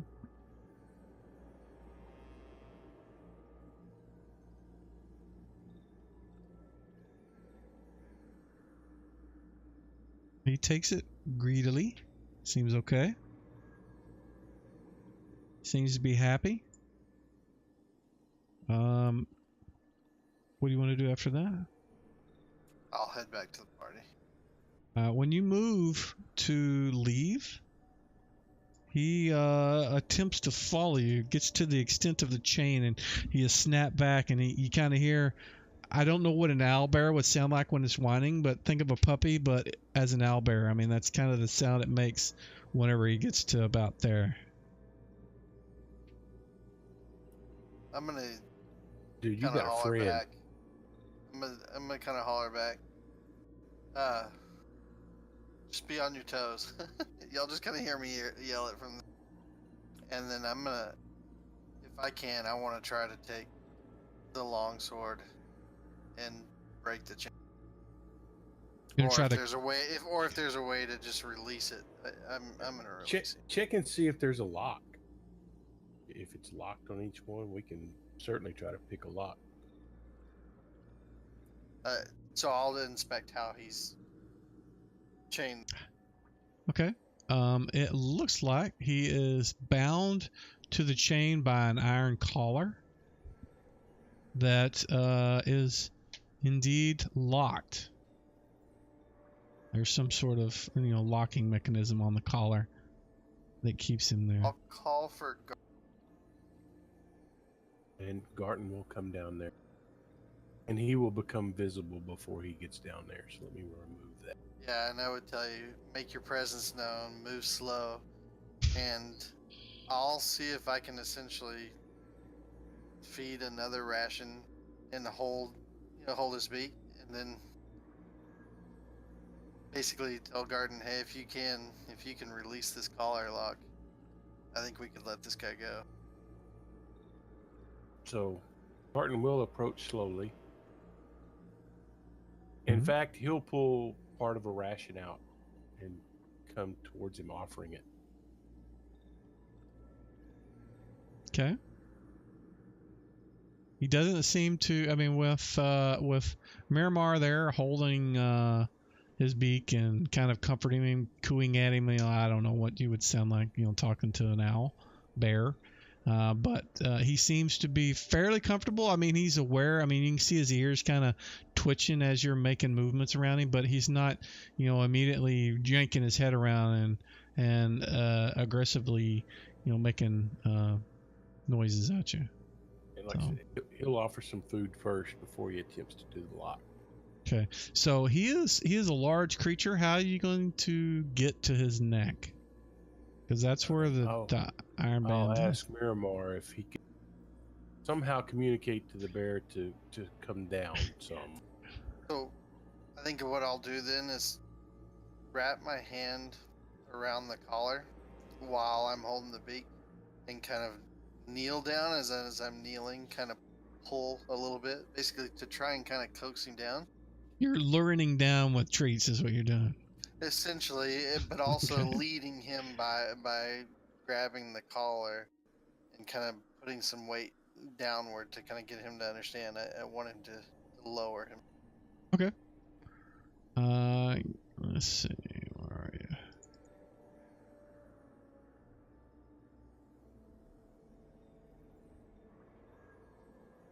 You are able to coax him into doing that, and it gets him down to where Garton can gain access to the iron collar. If you want to go ahead and make a pick locks check, you certainly can do so.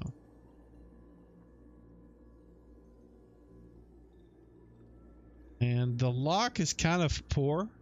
Had it been a normal lock, you probably wouldn't have been able to unlock it, but you hear the click of the lock coming unloose, and as soon as it does, the owlbear immediately just kind of jerks away from it like something's kind of shocked him or startled him, and it falls down, and he takes a few moments. He's fluttering around and not flying, but he just kind of getting his bearings on what's going on and realizing that he's free, and then he just kind of looks at Miramar. And I can basically, I think at this point, I'd put my hand towards the side of him and and basically lead him, see if he's going to follow to the main. You don't have to put your hand on it. He looks like he's going to follow you like a lost puppy right now. Okay. So then I'll make. You get the impression that he hasn't been well cared for, and since he's been here, so. All right, then I'll make my way back towards this main core. Okay, move yourself where you want to be, and just assume that he is within 10 feet of you. And I'm not going to move him all the time. I've set him to green. Can you move him? Yeah, I can. Guess you can. Okay, yeah, just move him where you want him. Just assume he's going to be near you for now. And I'll just tell them,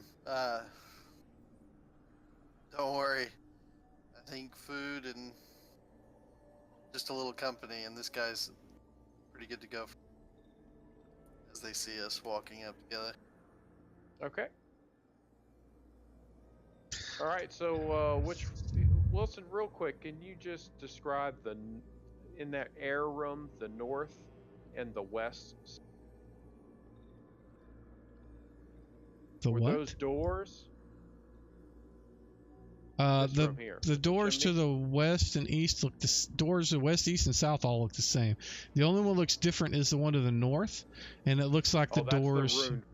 Yep, that's Yeah. the one that's warded or whatever. Yep. We don't want to mess with that. Now, Okay, now so- when you move to where you're at there, when you Yes. look back towards the other door, in the middle of the about 3 feet up from that pit is a round sort of portal that you can't see from the other side and you can't see from the side, but when you're on this side, you can see there is a large, it's probably about 8 feet tall, and you look into it, it looks like a maelstrom on the other side of wind and snow and all this other stuff. Oh boy. Yeah. Okay. All right, guys. This is the portal to the plane of air, if I had to guess. So I don't want to stick around in here. Do we want to go west and explore the air area, or do we want to go back to the fire area and finish exploring it first? Maybe back towards the secret door side, right? Yeah, there we go. Yeah. All right, so we're going to go back up to the north, which was my original plan. So we'll all move up to about there. And we'll do it without going. We're going to go back through the alcove, through the curtains, and back through the way we know, rather than going straight up north outside of the air room, if that makes sense. I understand what you want to do. And we'll deploy the garden at that point. Let him put on his ring. You want to go north first or check the door? That's your call, buddy. I'll go ahead and listen at this door.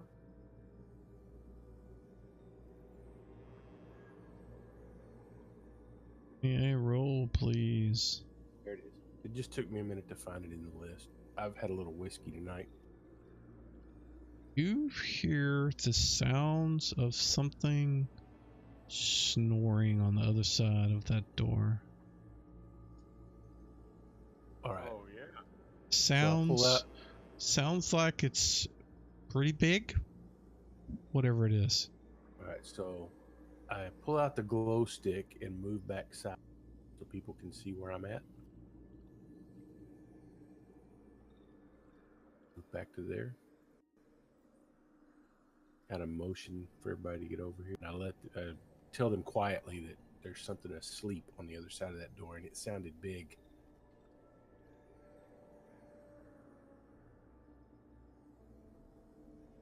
Okay. So do we want to quietly check that door to see if it's locked or trapped or whatever? I mean, I don't know. I can certainly do that. I mean, is Just that a let it quiet know. thing, detecting traps, or does that make noise? Mike? What? So when checking for traps, can you do that quietly? Sure. All right, then Garton will do that. He'll check for traps and check to see if the door's locked. Traps first. If you want me to roll a move silently there as well, I will. You do not find any traps. The door doesn't have any locks on the outside. It does look like it's more sturdily built, better maintained, and it has a metal ring to open it, a handle. Okay, I let them know that. It's not trapped. Doesn't appear to be locked, but it's a very well made door. Is it? Are there any markings or anything on the door other than the? No. Okay. I will go up here and open.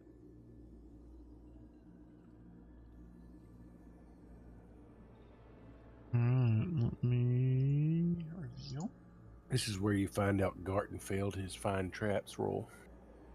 I think this is where we wind up stopping for the night, if I had to guess.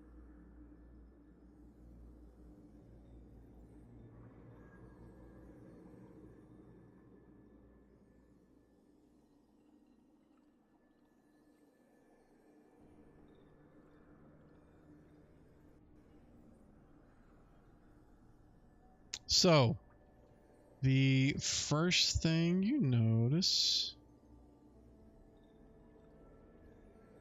is there is a table, 2 chairs. On one chair is this massive looking thing.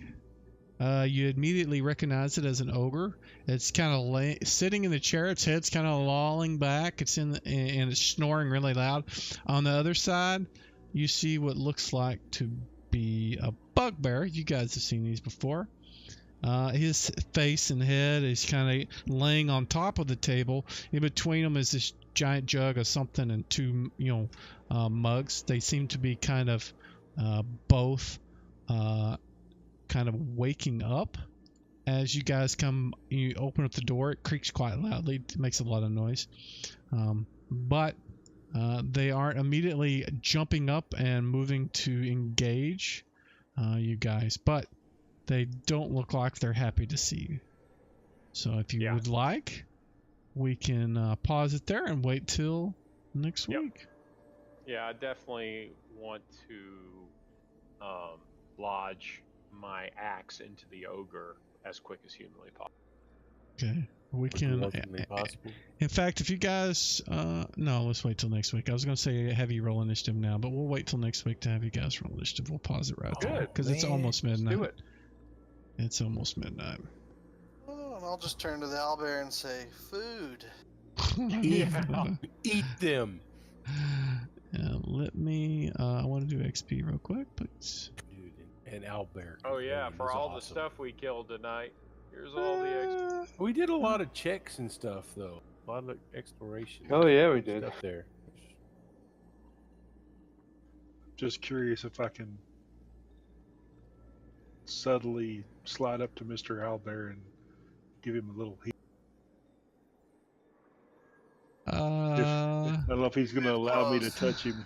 Yeah, I have to touch him to do it. So I would assist if you're going to. I would, if he's going to become familiar with y'all, I would definitely help. I'm just glad he didn't see me as the food offering that Miramar brought to him. Yeah. Well, he was used to chopped up body parts before that, though. So a halfling is just a mere morsel.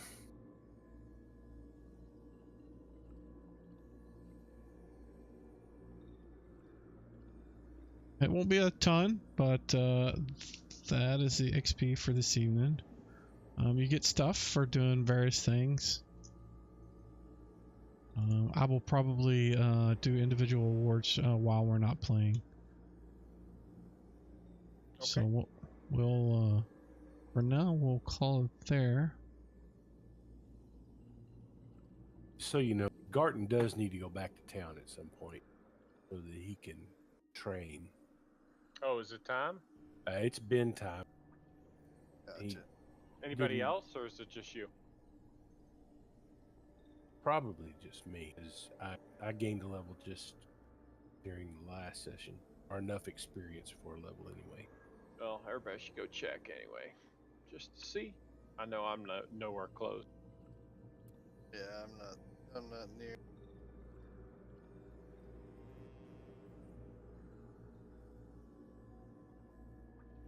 Robbie, James, you guys. yeah, I don't know how close I am. I don't think I'm that close.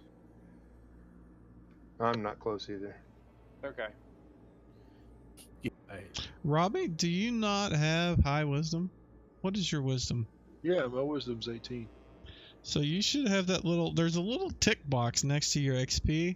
Gain bonus to experience for this class. You need to have that tick. I've selected it. So you'll Which get screen? bonus. When Which you screen go click to When your you character click the sheet. gear for your class and level. Yeah, where you're looking at how much experience you have.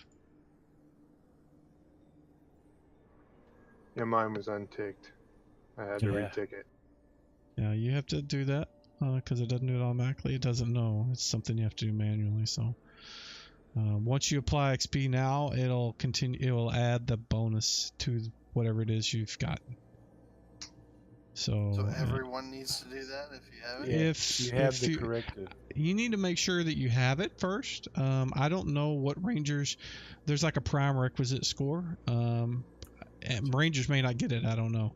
Some classes don't. But once you set that, you'll get bonus experience. And I applied your experience, but let me do the math for you. 21124 times 0.1.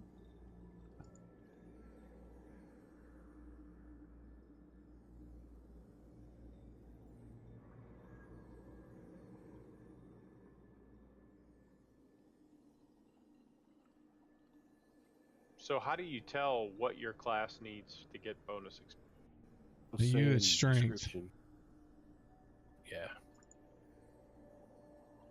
So Robbie, you should have, and I'll fix it.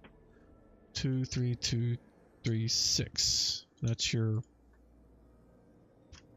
If I did my math right, which Oh, I didn't know that either. I'm supposed to get bonus experience as well. Yeah. I didn't even know about this, man. Sorry. It's alright. Not your fault. I may not have had it when we started, but I think we added it early on. But it's been there for a while. And again, it doesn't automatically do it regardless because it doesn't know. Some classes have it, some classes don't. Like monks, I don't think get it. But I've adjusted Barney's. You should be able to do the math and figure it out on your own. For you engineers, Jareth, you're an engineer, right? Multiply the top total XP by 10%, and then your total XP should be that. Your total XP earned plus 10% will be the XP in your thief value down the bottom. So can we change it? I don't know if you can, but if you tell me the value, I can. As sure. Just multiply times 1.1. You get your answer. Yeah. So yeah, if you'll tell me what it is, I'll fix it. Well, I just applied 794 experience, and I should have gotten 10%, so that's another 79 on top of my total. Yeah, but he's saying right, but you need to do it since you haven't done it before. The whole time. Yeah, I've had it checked before. And it just wasn't checked now? Wasn't checked this time. I've had it checked before. I'm still showing you as 12298, which your applied experience should not be the same as your total experience. Does that make sense to you? Give me a moment. Maybe it came undone. Hold on. Let me see if I can. 5084, by the way.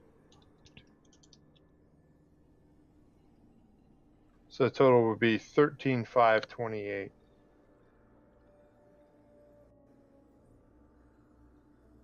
Like that?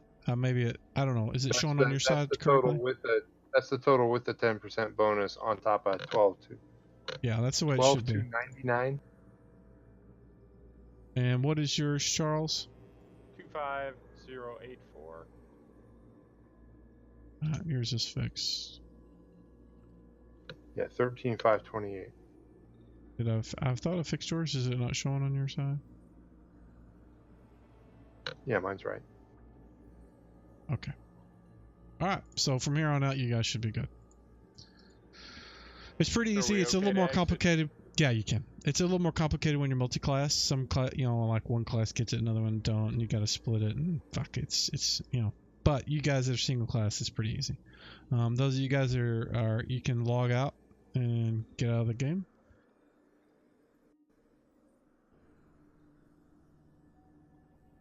If anybody's actually watching the stream, thank you for giving us a check. Seeing what we're doing. Oh yeah, for if you have any questions, let me know. I have to have a 16 or higher in 3